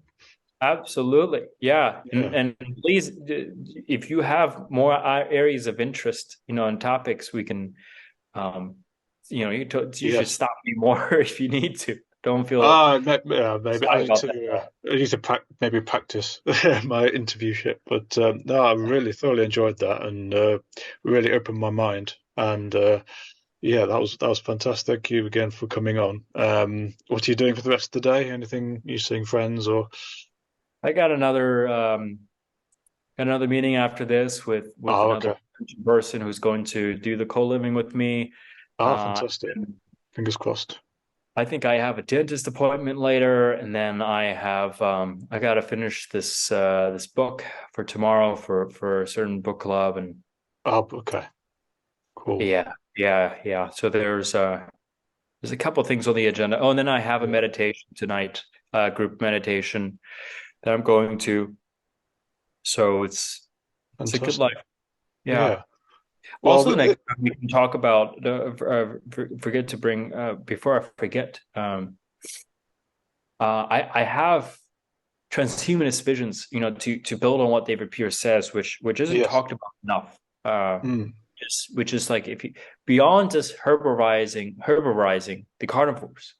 Um, I believe with eventually, if all things go well and we develop value, valence, and sentience, we would start coming up with a theory of the kind of substrates which are ideal for valence optimization. Yeah. And then we ought to consider which species to cultivate super sentience in, Ah, being yes. aware, being aware that perhaps there's value in different substrates. Maybe they will help us in not being delusional in the grand intergalactic, interdimensional council of sentience, of super sentience. Mm. But there Uplifting. are some that are just miserable, that maybe baseline hedonic tone is negative and they're just living a miserable life, and the victims of pure replicator memes, Oh, yeah. and we phase them out.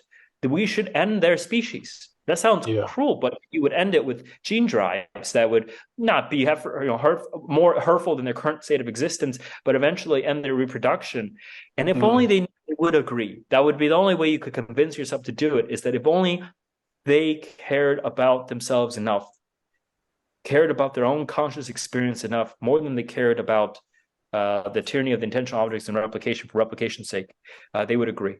Just like trauma would agree. If only your traumatized self knew that it was hurting itself from replicating across generations with intergenerational trauma or whatever, it would stop.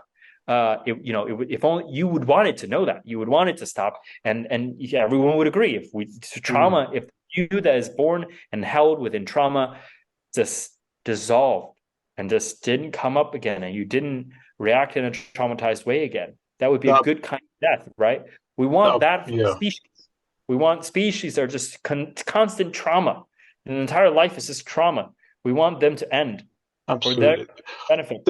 This would be really useful actually, because as I'm sure you can appreciate, herbivorization, etc., is very controversial, and people kind of hone in on these arguments like, oh, but that'll make that species extinct, or you want a lion won't be a lion anymore. So I think it'd be good Perhaps. to hear Hey, the though. way you describe the kind of counter arguments would be very useful. Yeah, Um, we can go through all. I'm very familiar with a lot of the counter arguments to Brilliant. transhumanism and the herbivorization. I'm even more extreme, right? I'm saying herbivorization is not even the end goal. It's not Oh, enough. thank you. Finally, we need to get those counter You arguments want out there, you definitely. want every species that you eventually decide ought to be alive to be super intelligent, super sentient, and have super benevolence and Yeah, super supervalence, whatever you call it, right? absolutely. And Herborization is not the end. We could go you want so much further. apotheosis for Yeah. all beings. You want them Yes. all to ascend godhood, Yes, definitely. benevolent godhood. Yeah, certainly. We will do that next time, definitely. Oh, brilliant. I'll make a note. And Okay. Yeah. Okay. All okay. right. Thank you so much. Thank you. Enjoy the rest of your day and speak again soon. Bye. Yeah. Thank you.